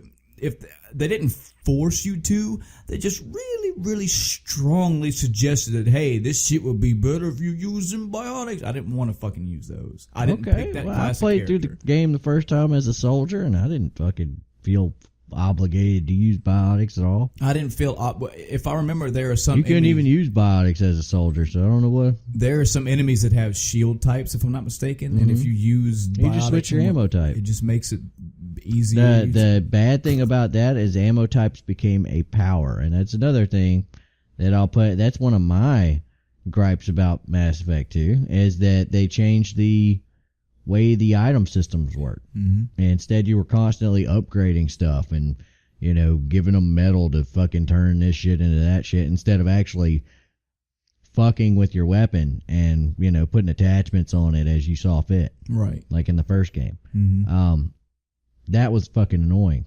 That's also coming back in Mass Effect Andromeda. This is just your Mass Effect Andromeda Cell episode. Oh, what it is that BioWare's really good at listening, and we'll get to that at the very, very end. But under EA's thumb, are you sure? Yeah, because EA's thumb isn't nearly as bad as other thumbs. It's still a thumb. It's a thumb. I'm not going to deny it exists. All right. Another point. I said it about Grunt, but it goes for this game in general. It's trying too hard. The story is trying to appeal to some adolescent demographic with constant one-liners and gratuitous swearing. Nobody acts the way they used to. Solarians, Krogans, Turians, humans, they all act alike. They all talk alike. Races are losing distinction and molding into one large pile of poo. Whoa, that's savage, dude. Okay. Wow, you gonna defend that? Yeah, I made the statement. I guess I fucking have to, don't I? Do you still agree with that? I'm gonna have to slightly retract that one a little bit because the Solarians talk and act and have a whole different personality than everybody else. The same with the humans. Look at Shepard who in roundabout way was kind of a mercenary, kind of a do your own thing gung ho guy, and then you have somebody like Ashley? No, not Ashley. Another human? The old rugged guy. I just talked about him. Zaid. So there's two humans. They're both distinct. So this must have been. You just must have been ranting. You were just fucking rage typing. I was just typing as a madman, and shit was just coming out my fingers that I did not wholly mean. No, the game, the characters had distinction. It just, what it was is this is kind of like, I equate this to the X-Men movies being PG-13, PG-16. Don't give me that look. And Logan being R-rated. How if Logan being R-rated fit Logan because Logan any Wolverine thing should have been fucking R-rated. There's blood, guts, there's cussing, he don't give a fuck attitude. I didn't get that attitude in Mass Effect 1. I got people that would get shit done, but I started hearing these like, man, just it's like they were just cussing all the time, and they were trying to be this they were trying too hard to be this badass team, and they didn't have to try to be. They were already badass. So that was just the writing, the way some of the script thing, and these were probably very selective. There were probably only a few here and there, but there were just times where I would just hear these people talk and watch them in their cutscenes and go, God, back it down there, Slick. You don't have to play a badass. You're already a badass. Yeah. I can agree with some of that, and some of BioWare stuff, they get wonky like that. Yeah, they start. Let's that's a BioWare thing. That's not a. Let's really show. That's how not edgy. I fucked up. That's just like I'm BioWare and I decided to be fucking do a BioWare thing. If you didn't create your characters on the onset to be edgy, don't start making them edgy. Don't start making them the fucking attitude, hair flicking badass. Some people are designed to be edgy, but some people are not. EA wanted them to be edgy because that appeals. Yeah, it was EA. It definitely wasn't something that happened in fucking Knights of the Old Republic before EA came around. These guys are too clean and too good and too cool. We got to make them definitely badass. Wasn't anything that could have possibly. Tell me, what does EA's dick taste like, Adam? What does it taste like? It tastes like your mouth. Next thing. What does EA turn that around? What does EA? Yes, I'm shifting all this blame to EA because BioWare made the original and it was great. This new crap stinks of EA so bad. Why does EA force me to be Renegade so much? 3 separate times now I've been forced to give either a no or no. No, yes. Hold on, let me see if I figure what I'm trying to say. I've been forced to give either no or no. No, yes, no. See more. Okay. I remember there were times, and this goes toward the edginess of what I was getting at. The little quick cues, there were a few of them in there where you were trying to do the good thing, where you wanted to push the guy out of the way so he don't get shot. There was some couple things, but it seemed like there were far too many times where you press RT to make fucking Shepard this, hey, fuck you, bitch. Man, stop. You could press the button and smack the reporter in the first game. You could press the button and punch people in the gut. It goes more toward... He pulled a gun on Conrad Vickers in the first fucking game. He's like, this is what I look at every day. This is Mass Effect 1, okay? It seemed like they were... somebody probably could go back through the whole game of Mass Effect 2 and point out that I'm wrong, that no, they had just as many QuickTime good events as they are QuickTime bad events, but it just really seemed like hey, press this trigger right. That's another one of those things. You know you want to make Shepard a badass. I'm like, I don't want just go along with the story, because then I'm thinking in my head, okay, if I didn't press the trigger right now, what big plot arc am I possibly missing? Well, here's the thing. And this goes back to BioWare in general again. BioWare in general has had this bad thing, and it's not necessarily the fact that we had a good and a bad option, but it's the fact that they've used this formula so many times where there was a red option and a blue option and a red option and a blue option, and the red option was stupid, retarded, chaotic, fucking evil.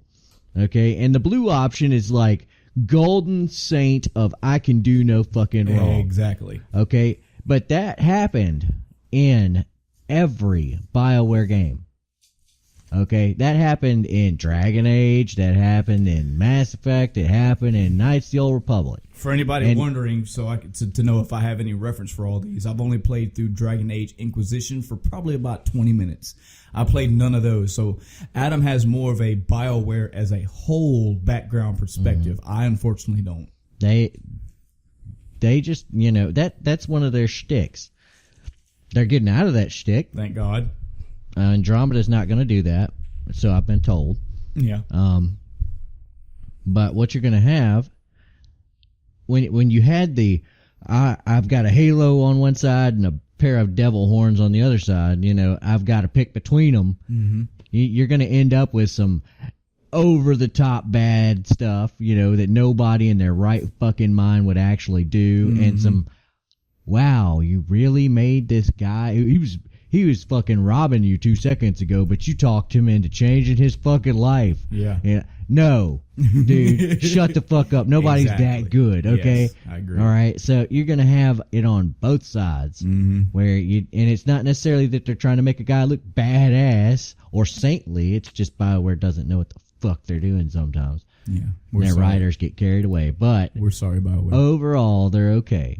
Okay? Overall, they don't always put too much cheese on shit. Right. Okay? And that's the good part. Mm-hmm. Sometimes they really do. And it doesn't matter whether you're a Paragon or Renegade or you're playing, Dragon Age, or you're playing Knights of the Old Republic, or whatever, there's going to be a point where, the good option is fucking stupid. And the bad option is stupid too. Right. All right, next point. Let's see. Okay, so they removed the whole roving on planets sessions and replaced them with manually surveying every single planet, making me waste roughly the same amount of time, but with only mineral rewards and not upgrades, weapons, armor, battling for XP. Shake my head. Yeah, a lot of people had this big gripe with the fucking Mako from Mass Effect 1. It got meme level category where people made fun of it. It's not that I loved the Mako, like I fucking sucked the dick of the Mako. It's that I had no problem with it. I went from planet to planet, and I got to drive around and go through. You get to see different terrains on the planet. You get to go to places that are heavily forested or just bare or mountain. There's mountains everywhere, or fire-ridden volcano-type areas. This game, they put you out from a distance, you shoot a fucking probe. Oh, they made sure they worked in a fucking, you fucking threw a probe at Uranus, and he goes, really? Or she goes, really? I was like, wow, good job, EA. You fucking pulled the Uranus joke. Don't fucking care. I did not like the way that they changed what you do on different planets. If I'm in a game to where I'm spanning the universe, I want to be able to go to every planet. It's mundane. I don't give a fuck. Let me pick what planets I think are mundane. Let me pick what ones I think are fun. Let me have the option of doing that. Don't have me sitting up in space and throwing probes down the planet. I agree with that to an extent. I agree with it to an extent, but at the same time, they needed to figure out what the fuck they were doing. Yeah. They needed to figure out, okay, well, how are we going to unfuck the Mako? And they tried to put a driving section in Mass Effect 2. Yeah. They gave you the Hammerhead. And they debate it in Mass Effect 3. They're like, which was better, Mako or the Hammerhead? And, you got Team Mako, Team Hammerhead. Even though the Hammerhead is a piece of giant dog shit. Yes. Okay? I don't think anybody is like, oh man, that thing's so fucking cool. No. Right now, somebody is. Thing. Somebody listening to the Somebody's podcast. Listening right to this now podcast. Like, they need to go suck a big dick. No, Adam, I was with you, but you gonna talk about the Hammerhead? Man, fuck. You know what? Email us. Tell us about it. We'd love to hear you talk about the Hammerhead. I want to hear you try to defend that piece of shit. I dare one that of thing you. is terrible. I will read it out on the podcast. I dare you to defend the Hammerhead to Adam and show this son of a bitch that he's wrong. Oh, I'm not wrong. I'm never wrong. Next point. Generally speaking, this game has been watered down. Bad. Watered down would mean they kept watered down would mean the key elements are there. Boy, I should have pre-read this, shouldn't I? Yup. No, watered down would mean the key elements are there, just not well fleshed out. This game, the key elements, the things that made me love Mass Effect 1 are either gone or changed altogether. This is not Mass Effect. This is some other game with some Mass Effect fan service at best. Whew, this was more angry. I was so angry. You are so angry. Mad. It's hard to point out specifics on this one, but this is where all the points are starting to come together for me, where I just didn't. Man, I was mad when I wrote this. You were so fucking mad. You still believe that? No, not all the way, because the game does feel like Mass Effect. It just feels like a little bit bigger. They expanded the scope a little more. I just didn't agree with the way. I just didn't agree with the scope. I didn't agree with the apparatus. Mm-hmm. So yeah, I don't think I was happy to have more. I wanted to know what happened to Shepard. Mm-hmm. I wanted to know what Shepard was going to do. Yeah, and for me, that Mass Effect 2 accomplishes that. Mm-hmm. It may not get it done the best way, but it accomplished me finding out what the next chapter of this book had. Yeah. Does that make sense? Mm-hmm. And would you say the game felt like Mass Effect to you? I would say that a lot of key elements that I loved about Mass Effect 1, gameplay elements, were removed. Yeah. Okay. I did not like the fact that they did it, but it didn't make me hate the game because the story was it's an RPG. Mm-hmm. Story is 9/10 of an RPG. Oh, yeah. Okay. The system the system can be terrible. If the story's good, I can manage. Mm-hmm. Okay, and this system wasn't terrible. It was just not as good as the previous one. But the previous one if the previous one was a barely functioning, 1967 Corvette, okay, that's on like its last legs and hasn't been well taken care of. This one was a brand new Ford Focus. Mm-hmm. You know what we could equate this to? Another series that we could make equal comparisons to? Witcher. Because Witcher 1,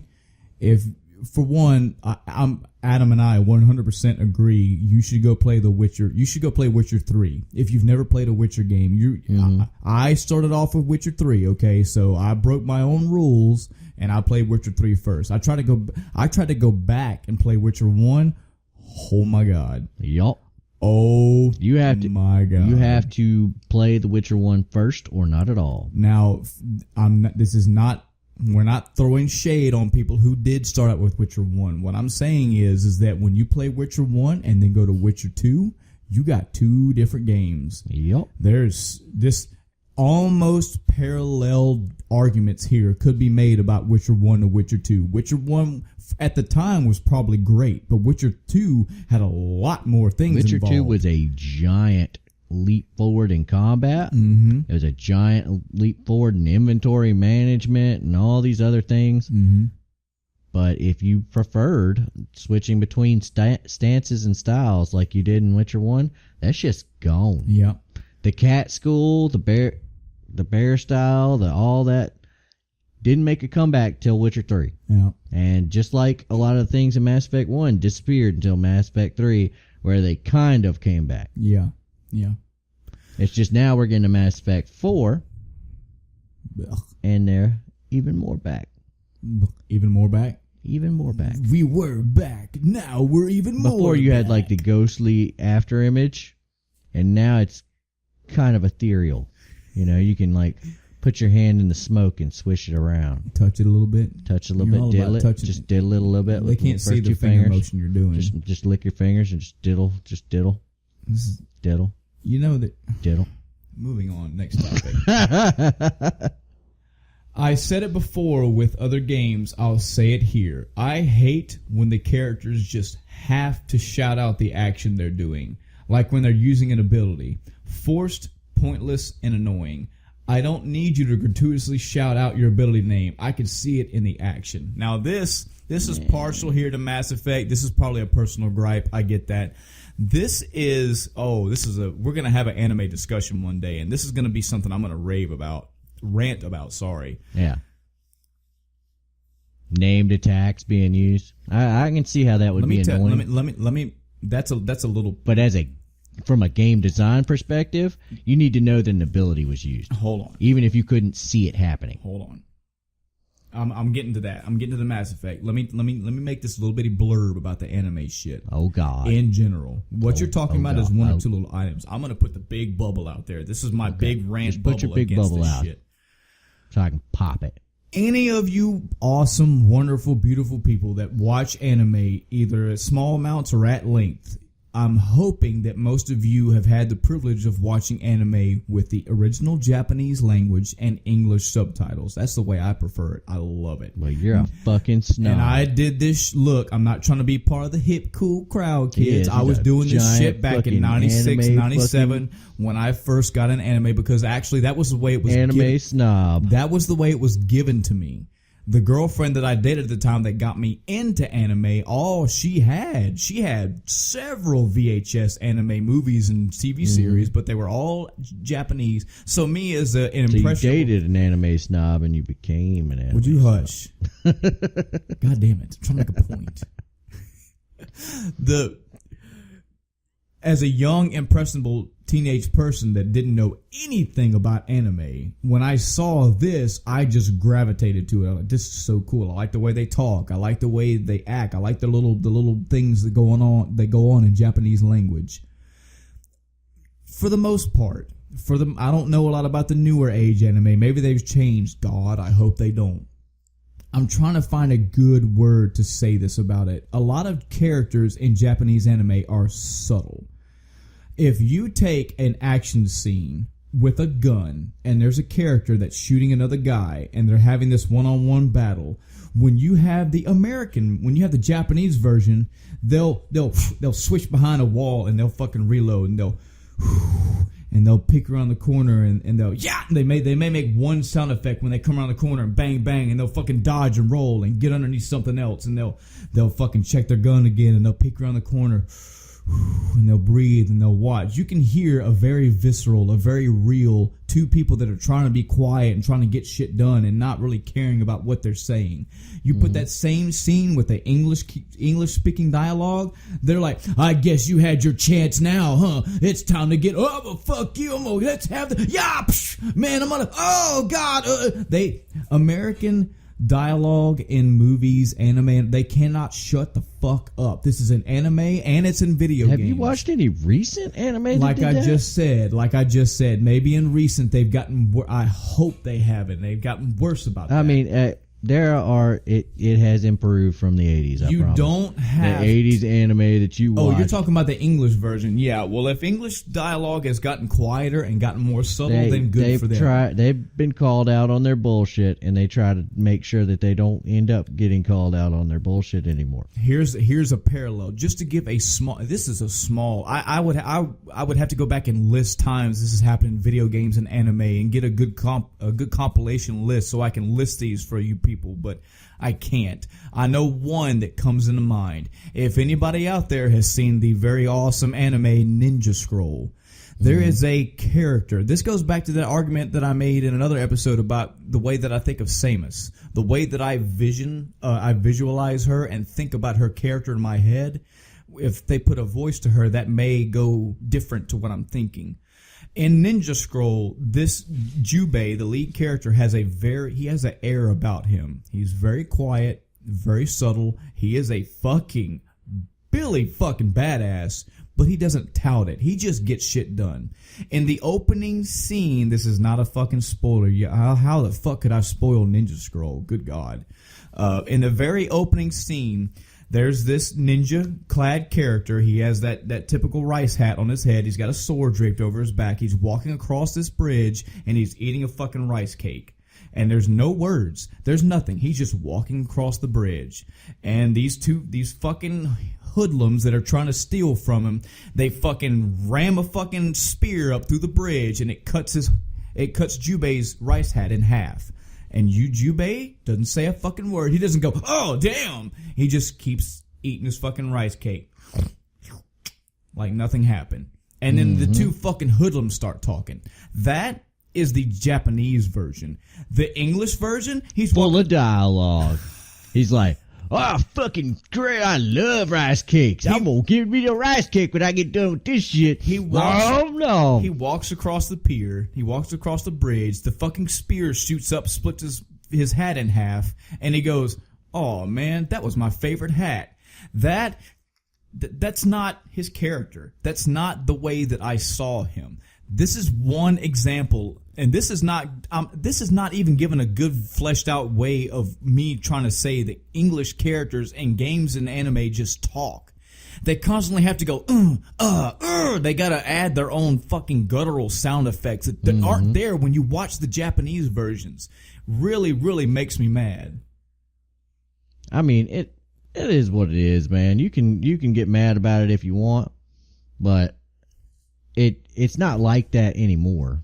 Well, does that make sense? Hopefully, this is something that's been. I just brought this into Mass Effect 2 because when I was playing Mass Effect 2, I kept seeing this happen. And it was like, it just added more and more and more to the weight of how this fucking game sucks. So moving on, next point. Moving on, I win again. Let me figure out where I'm left off. Let's see here. This game suffers bad from sequelitis, and by this point, this was well before Aaron Hansen's sequelitis. I don't mean this in a good way. I meant this in the bad way. When the typical Hollywood style, the first is really great. The second one, you're like, oh, what did they do? This game suffers bad from sequelitis. They didn't spruce up the great things of Mass Effect 1. They changed them all together. They've added so much other nonsense that I'm forcing myself to feel like I'm playing a Mass Effect game. Yep, this goes back to what I said earlier, is that they just added so much stuff as a whole that I'm not feeling it. I feel like they've put something down, and I have to take what they've given me, and I just didn't enjoy it. I didn't care for it. They put something down, and it was a marked improvement on several fronts. And the fact that you didn't get into the story, I don't know how you didn't, but it grabbed me. It grabbed me, and I was like, well, why? I wanted to know what happened to the other characters. I wanted to know what happened to my original crew. I was like, why isn't my original crew back? Mm-hmm. One of the first missions you go on, you meet Tali. Mm-hmm. And, you know, she's like, oh, I got some shit I got to do, but maybe later. Yeah. And that kept me, I was like, okay, well, when am I going to run into Tali again? You know, and then you run into Garrus. And you're like, fuck yeah, Garrus, come with me. And he's like, fuck yeah, I thought you were dead. Cool. Yeah, help me out in this sniper situation. Yeah, and he, you know, and then he just kept the interspersed the new with the old. Mm-hmm. And I was like, wow, I like this. And I like the way the new Normandy looks. I like that they upgraded everything. I like that you could upgrade the ship. Well, Cerberus upgraded the Normandy. Cerberus did upgrade the Normandy. Yeah. Just more reasons with their mouths. More reasons to keep Shepard underneath their leash. Yeah. Yeah. Well.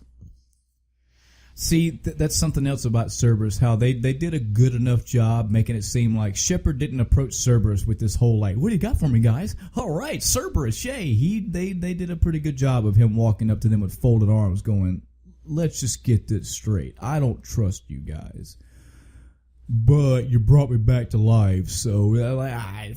No, he kept pointing out things. He's like, he gave Shepard just enough diplomacy to be like, well, you know, I knew you'd get out of it. I knew I thought that you could handle it. Mm-hmm.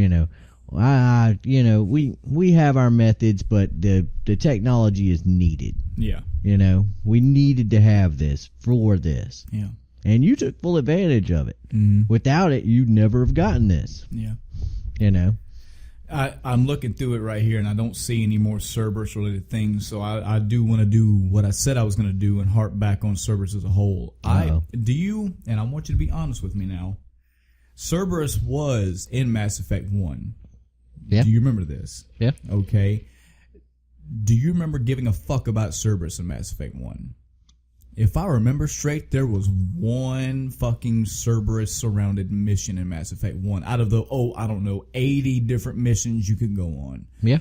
So the fact that this goes along with me saying that I don't like how it was changed. I don't like how Cerberus was now brought to some big, huge, like Cerberus was one of their big, gigantic focal points of this main story narrative.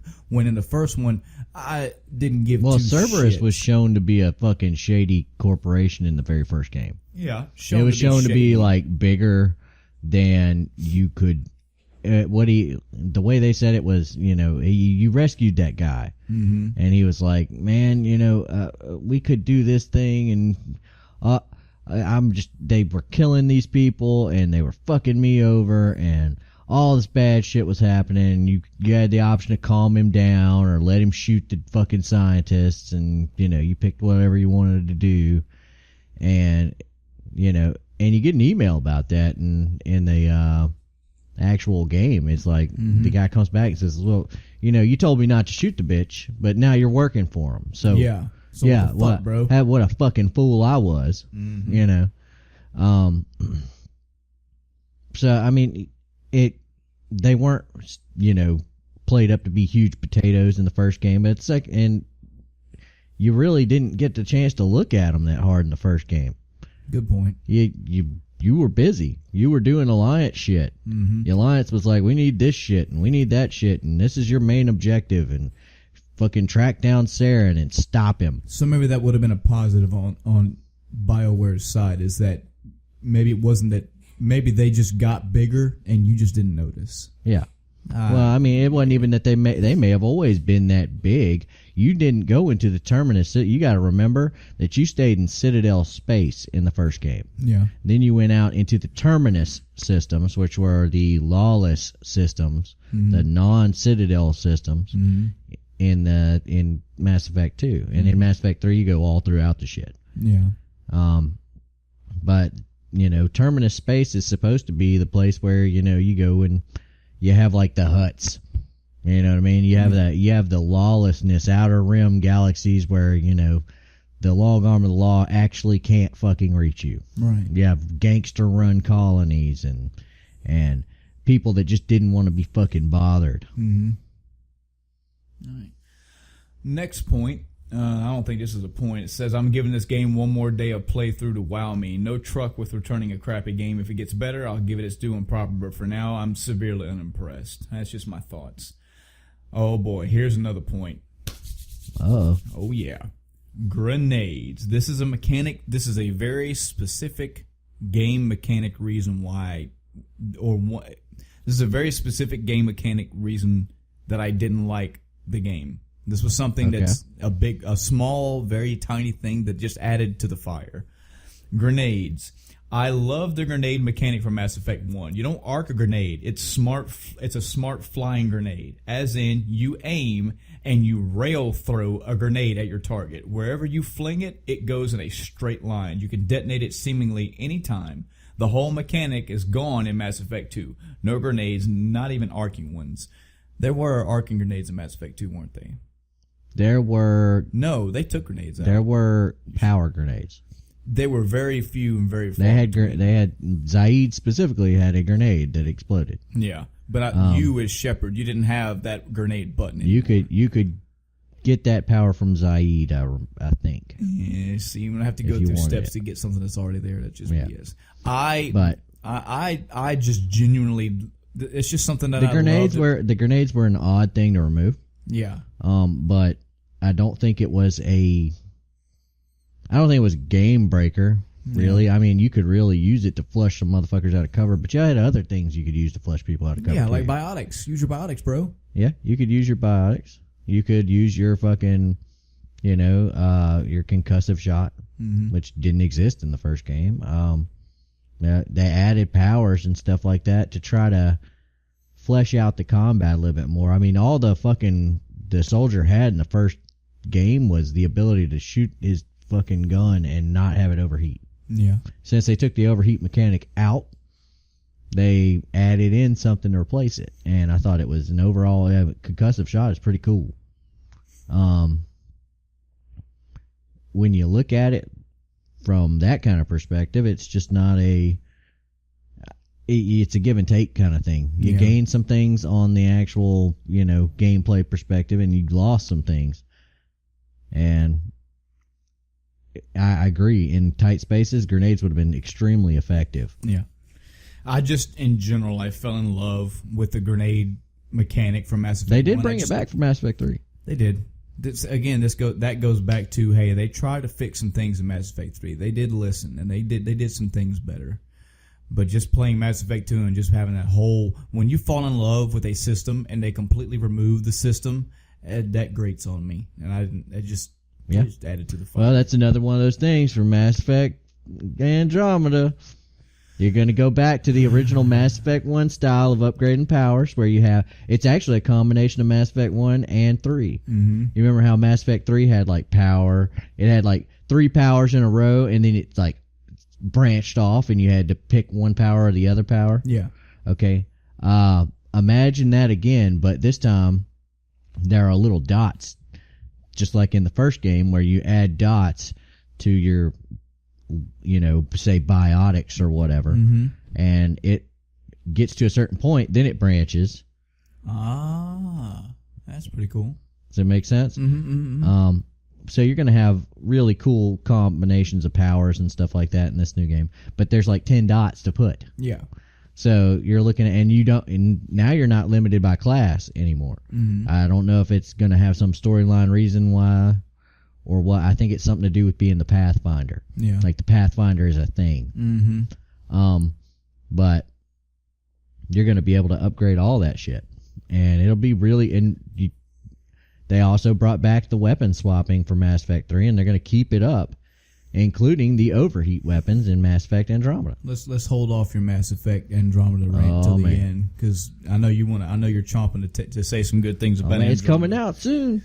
Out soon. So very last, you can still pre-order it. Very last Facebook post. I don't think this had a point. I think this is just my last bit of gripes.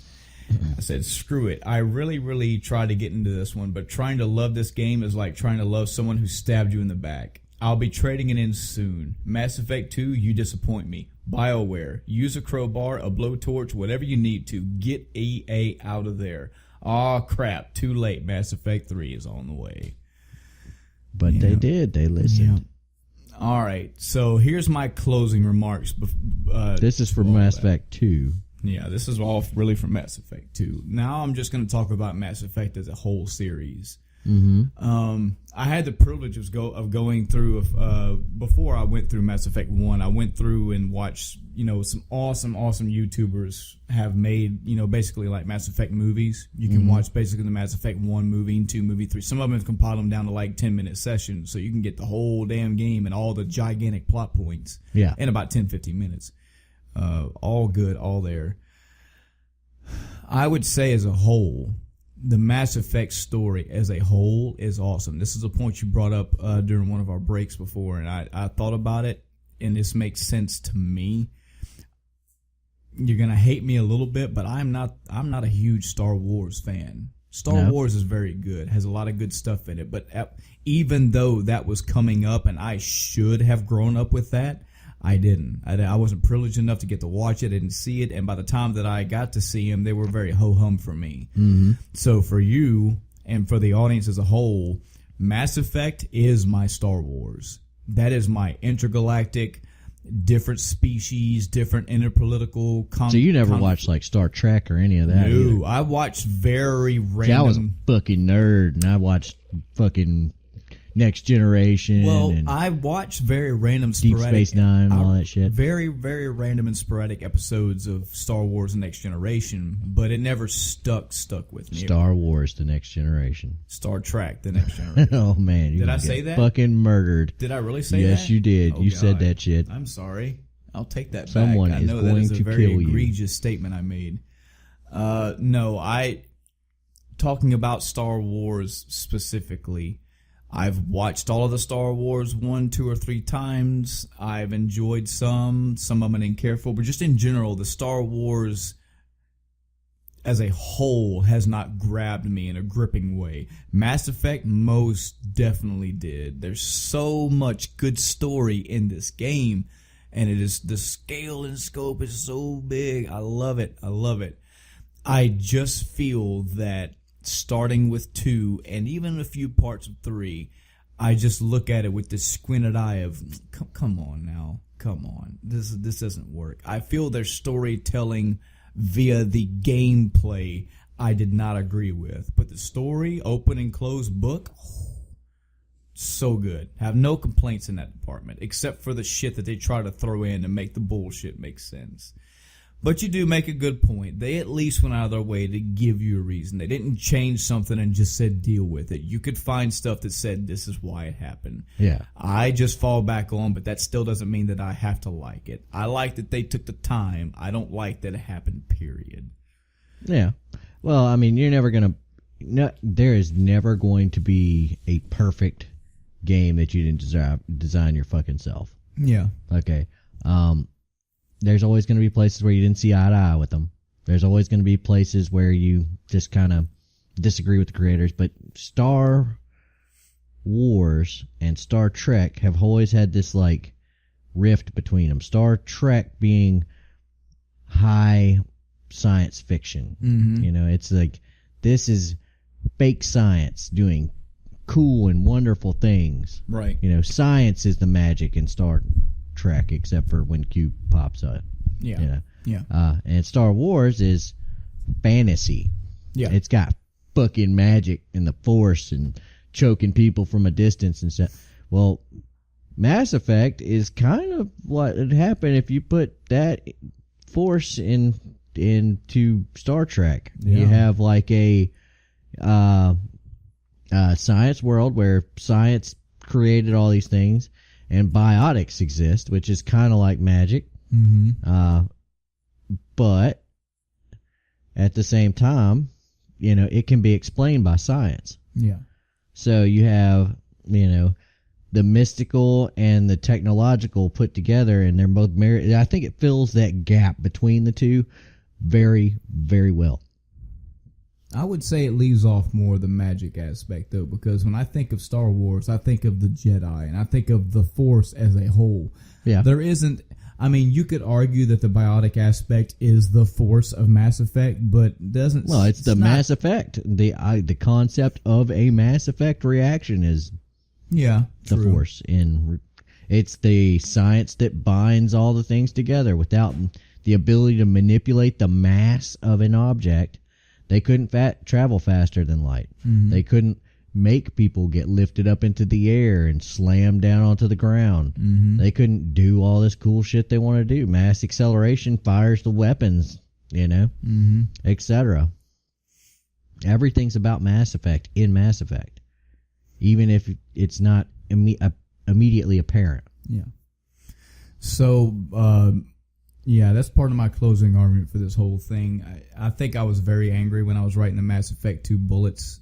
It just, at the time, they added up, and I'm never going to drop off that. I did not like what they were doing with Mass Effect 2. I will give them some good attaboy, good high fives that they went through in Mass Effect 3 and tried to fix some of it. They did. You cannot deny the story of that game, though. The game is just... And the story is... trying again to fix even more of it. And they're actually reverting a little bit back to Mass Effect 1. As I said before, not only just the system, but the open world. They took some cues from The Witcher and from their own Dragon Age Inquisition and said, okay, well, let's marry some of these concepts and combine them into a new Mass Effect game. So I'm super excited about it. Super excited. I think it's going to be a good game. I think we're going to get to see, there's going to be a whole lot more customization. They went ahead and dropped they upped themselves from the rated PG-13 to the rated R. As you can tell by the fact that they went with a full nudity and strong sexual content. Which will come into play with us down the road when we have our maturity in gaming podcast. Yeah. But, I mean, if you take a look at all that, you're saying, okay, well, they're trying to put this universe out there. And anything that's more Mass Effect, I like just seeing the universe. Yeah. It doesn't have to be about Shepard. Okay? It doesn't have to be just about Shepard. I understand Shepard was a big fucking deal. Yeah. Okay, Luke Skywalker was also a big fucking deal in Star Wars. Captain Kirk was a big fucking deal in Star Trek. But so was Captain Picard. Captain Picard was a big fucking deal. Whoever the captain was in Deep Space Nine, it was a big deal. All these guys are legends in their own time, and they get debated over. Well, if Kirk was so precious that you couldn't make a follow-up story or couldn't even attempt, there would be no Picard. Yeah. Picard came in on his own right, and he's a completely different person than Kirk. Whereas Kirk is like, I'm gung-ho, and I'm going to go get that fucking shit done. Yep. Picard was reserved, and he thought about shit, and he was like, well... You mean Professor Xavier? Let me consult my crew. Let me try to figure out... He was literally Professor Xavier. Yeah, he was. Literally. Yes. But he would... he would talk to Geordi, he would talk to Riker, he would talk to Crusher and Troy, and he would talk to all these people around him. He'd be like, hey, let me get a consensus here. What do you think the fuck we should do? He'd get trapped in time loops, and the same thing would happen over and over again, and they would just try to figure out, well, what can we do different this time? Or how do we even know we're doing anything different this time?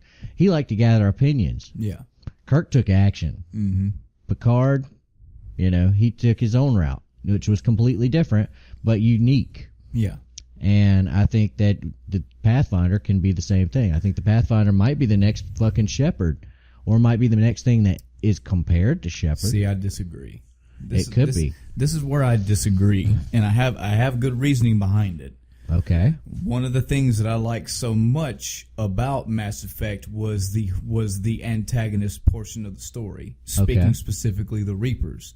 That was a big deal. Yeah. Not only was it a big deal as far as the universe was concerned, because there were millions of these Reapers, or billions even for all, who knows, there was a fuck ton of these things. Mm-hmm. But it was also big as far as time was concerned, because these fuckers leapfrog through time, every 10,000 years? Well, they didn't leapfrog through time. What they did is they went back out into dark space and hibernated. Well, and to our perspective, they were leapfrogging. But the point is that this wasn't something that happened in like a 10-year time. This happened multiple thousands of years. So you have this huge antagonist that is very omnipresent, very powerful, and they've been around for a long fucking time. It is going to be and also the protagonist side, Shepard, as you said, it was a big fucking deal. He was a hero that rose to a legendary status. Yeah. So this is the challenge this is what I'm just so iffy about Andromeda, because can they meet that challenge? Can they put put a person and their crew to the scale of Shepard, and also have an overwhelming enemy that can match the holy fuck of the Reapers? Yes and no. One, the Reapers were created. Yeah, they were created. If you played the Leviathan DLC, you can find out what created the Reapers. Yeah, they were created by something. Okay, so if you look at it from a more of an outward look at BioWare as a whole, okay, they've covered this ground before. Mm-hmm. They had, in the first Dragon Age, they had the Grey Wardens. Okay, and the Grey Wardens were these fucking total, complete badasses. They were sick nasty in combat. They were above the law. They could recruit your ass, just anybody. They could recruit a pauper, a prince, anybody on the spot, and say, you're going to be a fucking Grey Warden. Mm-hmm. Okay? They, people feared and respected them. And the entirety of the story of the first Dragon Age Origins, spoilers, revolved around these Grey Wardens going around doing Grey Warden shit. Okay. They killed Darkspawn for a living. They were tainted by the darkness of the Darkspawn. What are Darkspawn? I haven't played this game. Darkspawn are kind of like zombies. Mm-hmm. It's very similar to zombies. But they're capable of using weapons. And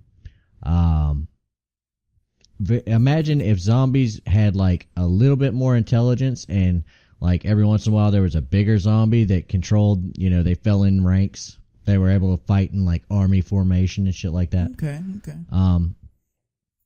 So these guys, every 100, 200 years, a blight would occur. And that's when the Darkspawn, who spend their time in the deep roads, dig and dig and dig and dig, and they find an archdemon, which is an old god. And they awaken it. And the archdemon leads all the Darkspawn up out of the fucking deep roads and into the mainlands, and they just sweep across the fucking world, destroying shit. I like the sound of this. Okay? So, this is Dragon Age Origins story, and it's all about to get spoiled. Mm-hmm. So, you start off as this young initiate in the Grey Wardens, and your mentor gets killed, and all this other shit happens, and you learn about being a Grey Warden. You learn about what they're supposed to do. You learn about how they are and what they do, and you go around gathering your army and trying to basically fight off this fucking blight. And at the end of the game, shit happens, and you kill the archdemon. How can you top that? Yeah. But at the same time, they left little sprinkles of other things in the game. You had the way the dwarves worked. The entire society of the dwarves was based on this. Mm-hmm. Okay? You had the way the elves were treated. The elves were treated like second-class citizens in human society. Mm-hmm. You had the way that wild elves, I can't remember what they were called, but they basically outcast anyone who wasn't one of them. They were tribal. Mm-hmm. Okay? You had an entirely you had other, this all took place in the country of Ferelden, but there were other countries alluded to. Lots of other countries. Mm-hmm. You had, the Kunari, where as a people, you only met one, and he just talked his ass off. The guy's name was Sten. That name sounds familiar. The guy's name was Sten. Mm-hmm. And he's like, you're like, who are you? And he's like, I'm Sten. And so you call him Sten the whole game. Mm-hmm. Okay. Dragon Age 2 rolls around. You find out that Sten is a rank. Oh, nice. These people don't believe in themselves. They are not a single person. Mm-hmm. Sten is a rank. Oh. This guy's name wasn't fucking Sten. He is a Sten. Oh, nice. But you didn't know that through the whole of the first game. Right. And you wouldn't know that. Mages are kept in a tower since birth. Damn. And the moment somebody finds out you're a fucking mage, your powers manifest themselves, they send you off to the circle or hide you. Mm-hmm. Okay? Because mages can be taken over by demons because they slip in and out of the Fade, which is like a demon realm. Mm-hmm. Mm-hmm. You see what I'm saying? There's all these secondary stories to be explored. We killed the archdemon, and sure, this other thing isn't so fucking big, but it's goddamn interesting. Yeah, I get your point. You know what I mean? And I think that there's a lot of that in Mass Effect. There's a whole lot of shit I want to know about, what happened to the Krogan after the Genophage, and what, how do we get over, our, mutual hatreds of each other, and things that haven't even been revealed yet. They decided to play the one card they had left and leave the Milky Way galaxy for the Andromeda galaxy, which means they can't go back. Right. It would be very, very hard. Yeah, because, spoilers from Mass Effect 3 at the very end. All the mass relays are gone now. Yeah, so they can't fucking leap. They could perhaps rebuild them, but it would be a massive galactic undertaking. It would have a massive effect though. I see what you did there. I got it. You got me. I did it good. You did a good person, man. Also, you've made the statement before that you don't think Andromeda is going to be a trilogy.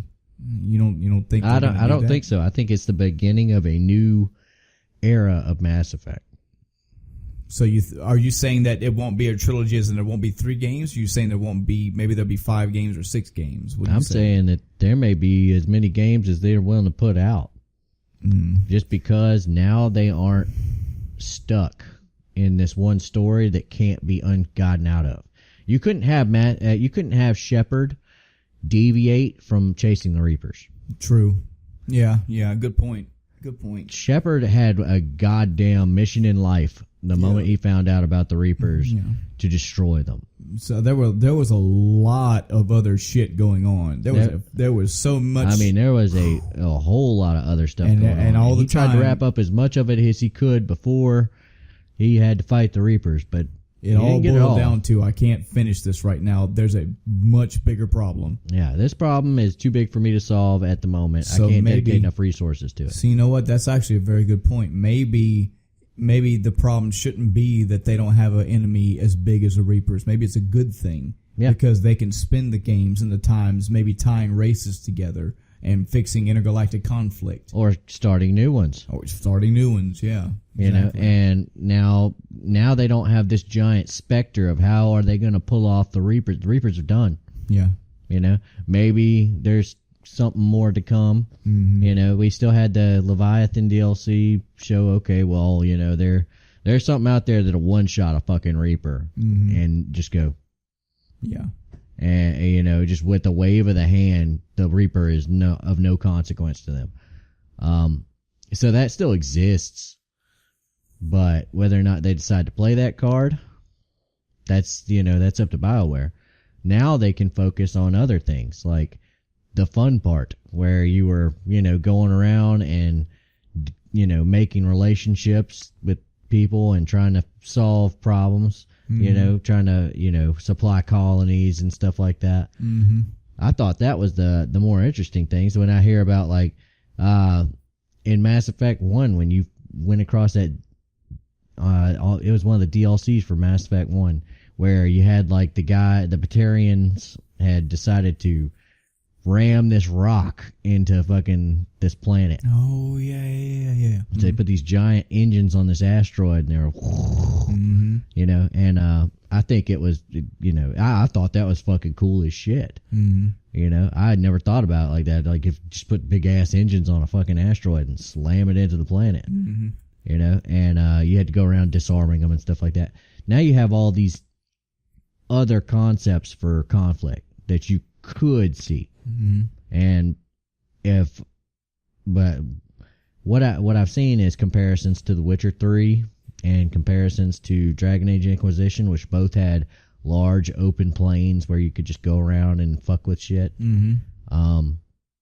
If it's anything like either of those games, then this is going to be a lot of fun. If it's either like any one of those things with the same level and style of story from Mass Effect as a whole, I can see where it can be appealing. Yep, and not to mention going back to the old school stuff while you're doing it. It seems like it's going to be a brand new experience, and you're going to have all new races pop up because you're in a new galaxy. Yeah. So there's going to be different types of sentient things that we've never met before.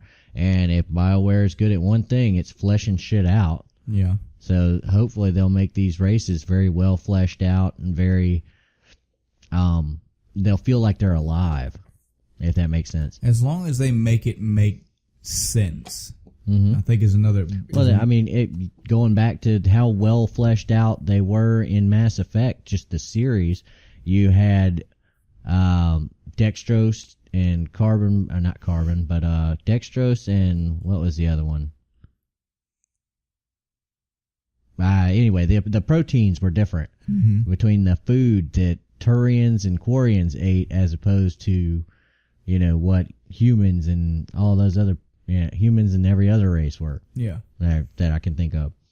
You had people that had to live in suits. You had two different races that couldn't survive in the outside atmosphere. One because the pressure and the temperature weren't correct, and one because they were just extremely weak to pathogens. And I think just by the way they flesh all this out, you're going to see these new races are probably going to be really, really interesting. I'm probably going to spend a lot of time going through the codexes and listening to what all is new about these people. Yeah, that's a good point for Mass Effect. It's a good point for Witcher. Even games like we talked about before, like Lost Odyssey. Anytime, I highly encourage you, if you have the time in a game where they give you codexes or letters or emails or whatever, and there's extra content to read or watch or learn more about, especially in Mass Effect, you should do it. Yeah, I know. Always take that opportunity. Especially in the Souls games, because if you are ever going to have a possible fucking chance if you want understanding any of the lore, you want to be able to you just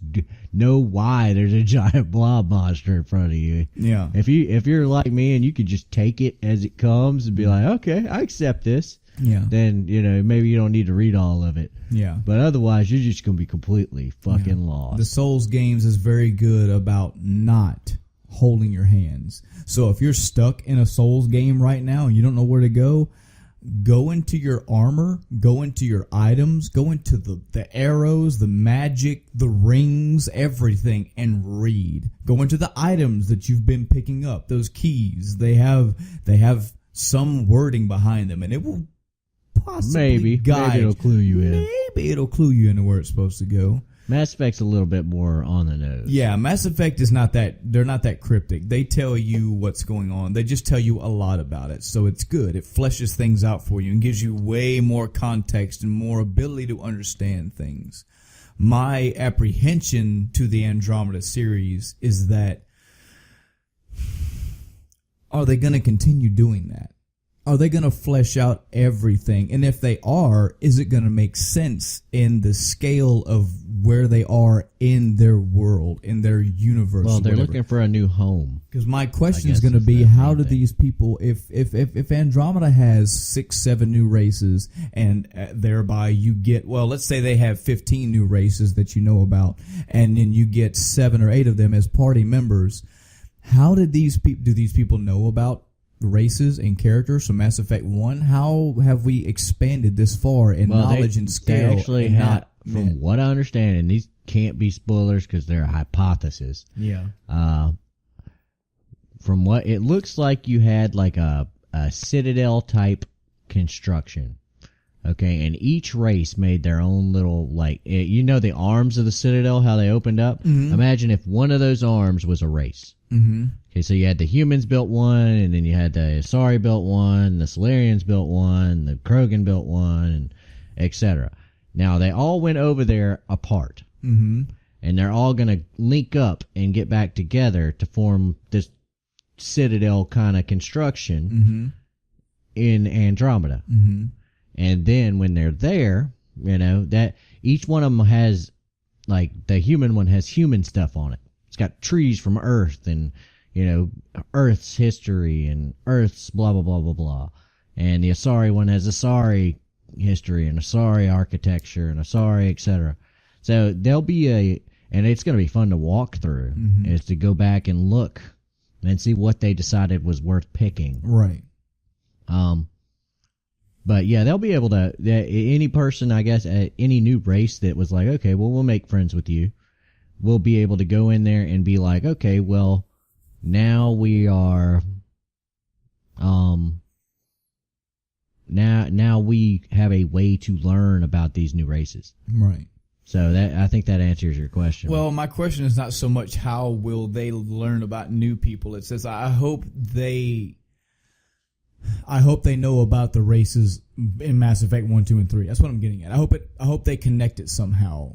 Like, I wouldn't think that they would have a new game and the only known race that's in there is the humans. No. For a fact, the Turians, the Solarians, Krogans, Asari, they're all confirmed. Okay. They came over on the thing. They just may have new races too. Yeah. Okay. So you'll have, well, here's the thing is that y'all got over there around the same time. Mm-hmm. But, like, say the Asari got there 10 years before you did. Mm-hmm. And they've already colonized the planet. You're still, the humans just arrived and they're looking for the other races now. But, you know, they may find like a settlement and they're trying to find the ship so they can connect them. Makes sense. Yeah, and this is just a theory. A game theory. No. Podcast over. Yep. So you're excited about Andromeda. I am indifferent. I think this may be one of those instances in life where you'll get it, you will have it before me, and you'll tell me about it. And I'll be like, fuck yeah. And I'll play it, and I'll be like, damn it, you pulled Mass Effect 2 fucked a Pyjak again. You know those little monkeys? I fucked one. That's had the romance scene with the Pyjak. I want to hear you say on the podcast, I, Adam, have fucked a monkey. I have fucked a monkey. God, that's wreck. You can't. This is permanent. I know. You can't say this stuff. I fuck monkeys all the time. Wait, monkey fucker. Unfortunately for this week, we don't have any questions, which is fine. We're not going to beg you guys, and we don't want you to feel obligated. You don't want to ask us any questions? Fine. We'd like you to. You don't hurt my feelings, though. Tell us about your thoughts on Mass Effect. Ask us any questions you'd like us to answer about. Maybe there's something that we brought up, and you're like, man, you know what? I want to know what your opinion is on this. And it goes for anything. Ask us any questions. I had a random question for you, Adam. Oh, no. And for me both. Just really quick. Just something to just gab about for a minute. Just randomly popped in my head. Okay. Can you name me, no list or no important level, nothing. Just name me some off the top of your head. Name me some of your favorite weapons from any video game. Favorite weapons from any video game? Not some weapons where you were like, man, this is a cool thing. Or you like the way this worked and mechanically, game mechanics or whatever. Okay, if you need a minute, I have one. But if you got some, okay, well, what do you got? Shoot them out if you got them. What do you got? Well, I know right off the bat, I should be up on my wall, but in Devil May Cry 3, you fight, I believe she's either a witch or a vampire witch or a fucking demon, a succubus. I don't know. Her name is, somebody corrected me one time and said it's Nevon. I always call it Nevin, Nevan. When you kill her, she turns into a weapon, or she gives you a weapon. Forgive me, but it is a scythe that doubles as a fucking electric guitar. What the shit? It sounds weird, but in the game, it is fucking outstanding. He'll fucking sit there and he'll fucking charge it up, and he'll shoot an electric field out. He can shoot bats at you. He'll pick it up over his head and like play it behind his head, and then he'll change it from that into a scythe and do a combo. What the shit? That is one of the coolest fucking weapon designs I've ever played in a game. Sounds hokey, but it works. And it's in a Devil May Cry game, so he can make it work. I've got a couple of them that I thought were...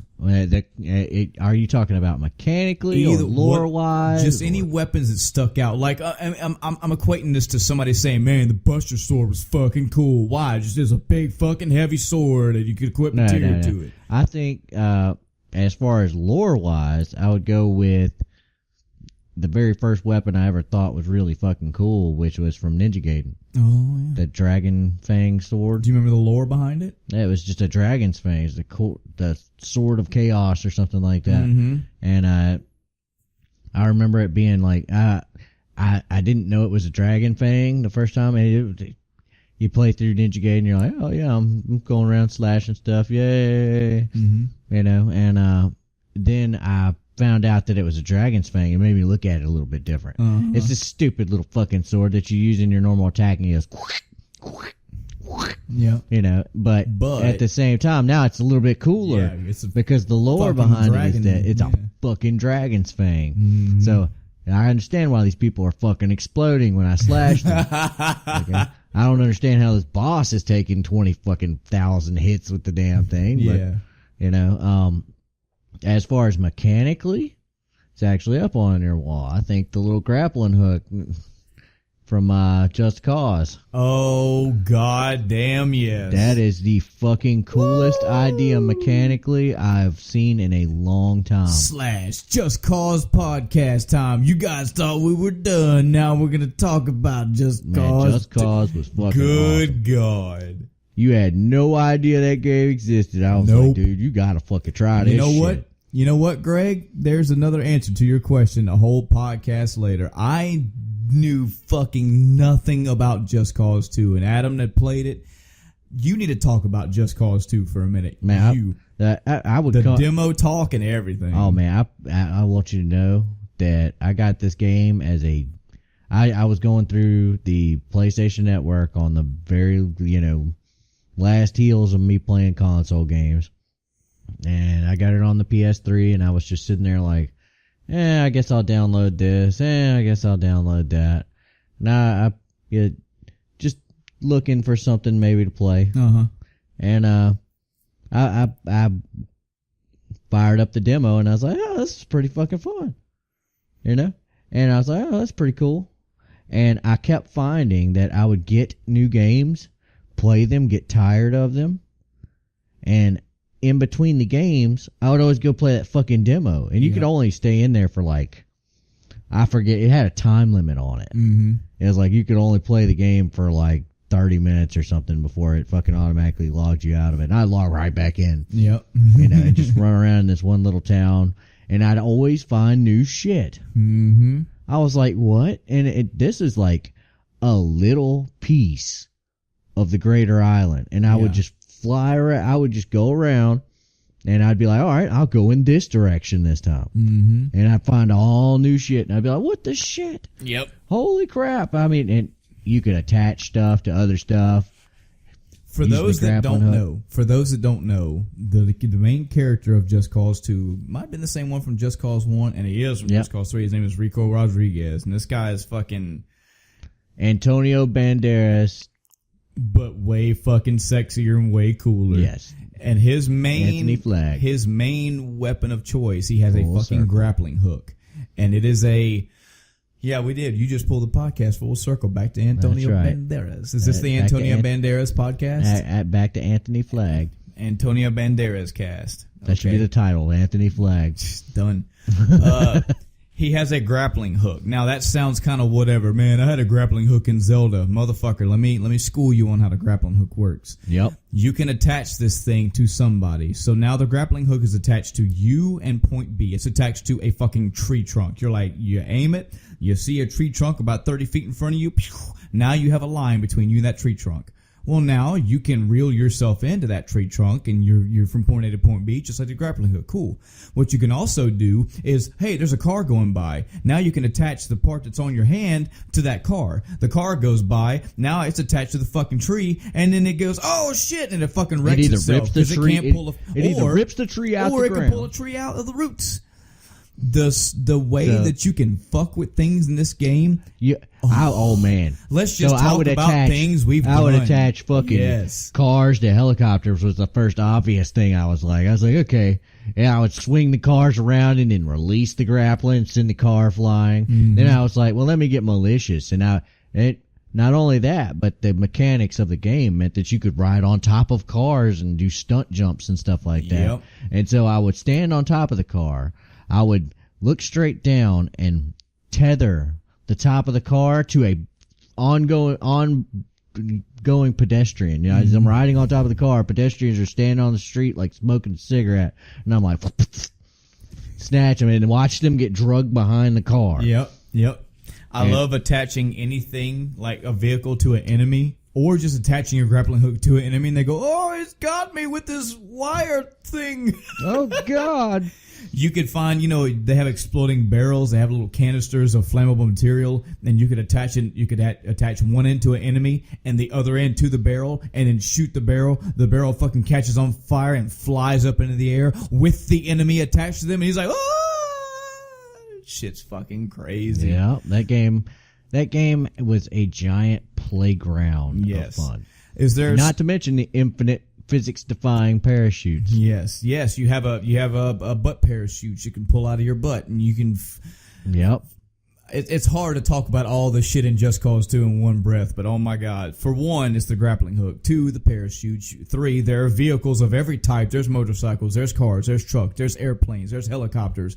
Think of Grand Theft Auto 5 level of vehicle types. You got it, and you can fly in or on top of all of these things. You want to ride a jet as it's going Mach 4? Get on it. You can do it. Yeah, the planes that have weapons. You can fly in them, use the weapons. You can have dog fights, and you can get on top and surf on top and shoot with your rocket launcher. You can just fly by them, hop out of your jet, surf on top of it, grapple over to his jet, throw him out of it, take it, go land it somewhere. I challenge you wonderful, beautiful, awesome people right now. One of the biggest selling points of this game, and Adam will agree, is the size of this game. It's just so much fun to go around and get into mischief for no reason whatsoever. And when I say size, I mean like physical size. Yeah, it's known as having one of the hugest maps. This is what I want you to do, podcast listeners. I want you to go to Google. You're in Google? Okay, cool. I want you to type in Just Cause 2 map comparison or map size comparison. Somewhere in those images, you should see, if I can find it, I'll link it in the actual page.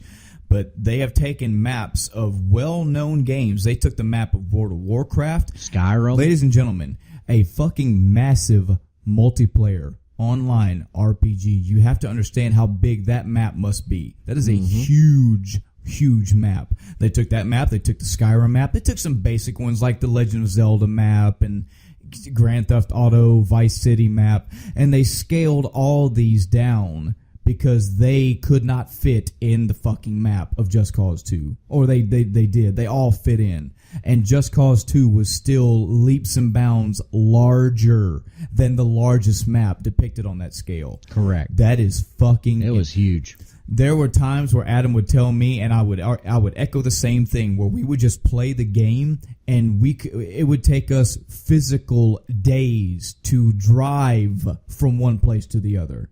Like the scale. And if you decide, man, driving's too long, you can get out on foot and you can fucking grapple around till you find a fucking plane and go fly a plane somewhere. Yep. It takes you physical time, even in the fastest flying vehicles, not only that, to but get around. You have almost zero chance in that game of putting a dot on the map and making it to that dot. Yep. Especially the longer the distance, the less of a chance you have. The biggest thing that because you're going to get sidetracked by something. One of the biggest things that I'm hearing about games like Breath of the Wild is that the game tells you here you're at point A. If you want to progress and get the next item, you need to go to point B. And Breath of the Wild folks are going, man, I'm just going to fucking take a left. I'm walking out the door and I'm taking a left or I'm taking a right and I'm just getting fucking lost in the world. And who knows when? It may be days from now before I'll get back on track and start going to B. That was my first time doing that, was in Just Cause 2. There is a story. Yes, that story means absolute dick. If you're playing Just Cause 2 because you want a fucking good BioWare story, you're in the wrong house. Get out of here. If you want to play a game where they plop you in a world and just say go, if that is your cup of tea. If you like sandbox games, ooh, this one's for you. They say go out and explore the world and then go, here's some tools for you to go play in the world, make shit happen. You can find YouTube videos for days of people that just do shit in Just Cause 2. Hey, I found this fucking, I want to see what would happen if I tethered a helicopter to a gigantic fucking windmill. What would those physics just look like? What would happen? Or I want to see what happens if I take every vehicle and try to attach it to every other vehicle. Like what different things are going to happen? What happens when I attach people to things? Like what happens? I actually have Just Cause 3. I played it a little bit. I've been sidetracked because I got back in my Souls kick. And it does the same and it does more. The map is nowhere near as big, I will say that. But they just have it's just more of the sandbox. It also has a more centered storyline, so they tried to put a story in it. They tried to reel it in and make it a little bit more serious. But I got to tell you right now, the reason why Just Cause 2 is on my top 15 has dick to do with story, is because they plop you down in a big fucking sandbox, and I am nothing but a big kid. I can spin. And Adam makes another good point. It's also a game where one of my personal goals in that game was to tether a boat to a helicopter, fly straight up in the air, release the tether on the boat so that the boat begins falling, jump out of the helicopter, get in the boat, land in the water, and drive off. Yep. Just shit like that you can do. Yep. You can do. That was just, I would just set personal goals of trying to do ridiculous things. I would strongly suggest that if you do get into this game heavy, have at it, have a blast, have a ball, but you kind of want to mentally put this game down a few pegs, as in how hardcore you want to get into it. This is a backfill game if there's never been a backfill game. If you're between games, this is a game that you come back, I played the new Metal Gear game and I'm done with it and I'm waiting on the next big release to come out. This one is one of your time sinks. This is a filler right here. This is something you can turn on for an hour, 2 hours, 3 hours, and burn some time with and have a great time doing it. Yep. It's something to take your mind off that new Zelda release. Yep. It's not something you're going to pick up and you're just fiending to get through the storyline. You're just fiending to get in and just fuck around. You just got some stuff you feel like you thought of and you want to try. It is an essential game title that puts the point of why we do what we do with games. You play this game. Mm-hmm. You play it just to have fun. That's all you're doing. Another cool thing, another personal goal I had was to hijack a biplane, toss the guy out, catch him with the grapple, and tow him behind his own plane. Oh man, it's possible. Never succeeded. It's possible. Never succeeded. I was never quick enough on the draw. That is your demon souls now. Yeah, this is my demon soul. I could never do it. All right, folks. I think that's gonna do it for this. Is that gonna do us? That's gonna do us. No. That's going to do it for episode 4 of The End of Time. I want to thank everybody again for listening. If you made it all the way through this episode, and if you've got a chance, go check out the previous episodes. We're doing pretty good about doing these weekly. We may even cheat now again and put some in early. We're going to do our best to stay loyal to at least the weekly. But yeah, forgive us if we do 2 a week once in a while. We may. You never know. Sometimes we get froggy. Yeah, him and I both get extremely excited when we just, hey man, we're free, man. Let's come over and record some shit. Let's talk about something. Like we said last podcast, we already have the next probably 5-6 different topics ready to go. So all we're ready to do is just record them. Speaking of which, episode 5, provided everything goes fine, everything goes according to plan, is going to be a very special episode for us. It's going to be the first time that we have a guest cast. We have we have a guest commentator coming in. Now you have to. Maybe I'll actually have a new microphone by then. Yeah, hopefully. It'll come from Istanbul. The guest said he's going to be bringing his own cool mic, and Adams will be coming in whenever the fuck it comes in.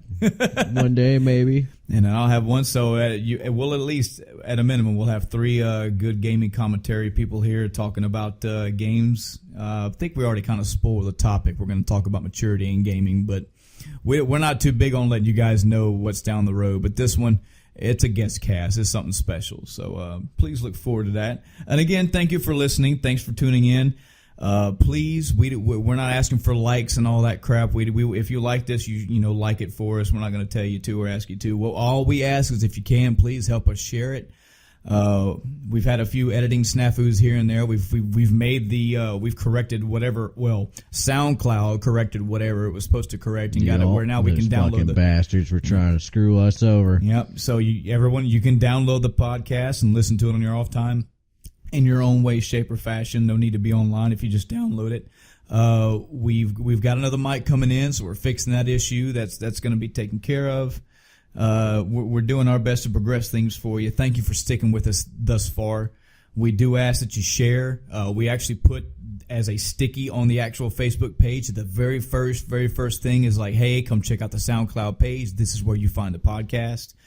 So if you can, direct people to the page or direct it directly to the SoundCloud. It'll be End of Time Cast. You can find it, search for it, or just click on the link on the Facebook page. Please, if you have any gamer people out there, especially if you know they're gamers and they do listen to podcasts, tell them to come check us out. They may like our material. We love to have more fans, mainly because we like to have more questions from you guys. So you can send comments, questions. You can message us directly on the page. We have a Twitter. End of Timecast is on the Twitter. You can also email us directly at endoftimecast@gmail.com. That's endoftimecast@gmail.com. No funny spelling needed. Just put it in and send us your questions. Put it in and wiggle it around. Tell us your thoughts about whatever we talked about today or any past episode. Tell us today what you thought about Mass Effect. If you have any questions for us or questions about our top 5 RPGs we had or anything in general. You want to know how many monkeys I fucked? We love to hear feedback. I mean, point of fact, I didn't even know about this issue about us not being able to download things until I went and talked to somebody and they just brought it up. So the more you guys let us know these things that are bad, the more we will try our best to get them fixed. So thanks again for listening. Please share the word for us. Put our name out there. Help people just because we want people to come listen. We want to know that people enjoy what we have to say and love to hear our wonderful voices. So that's it for today's episode, and we will see y'all next time. I'm Michael. And I'm Adam. All right, good night, everybody. Good night.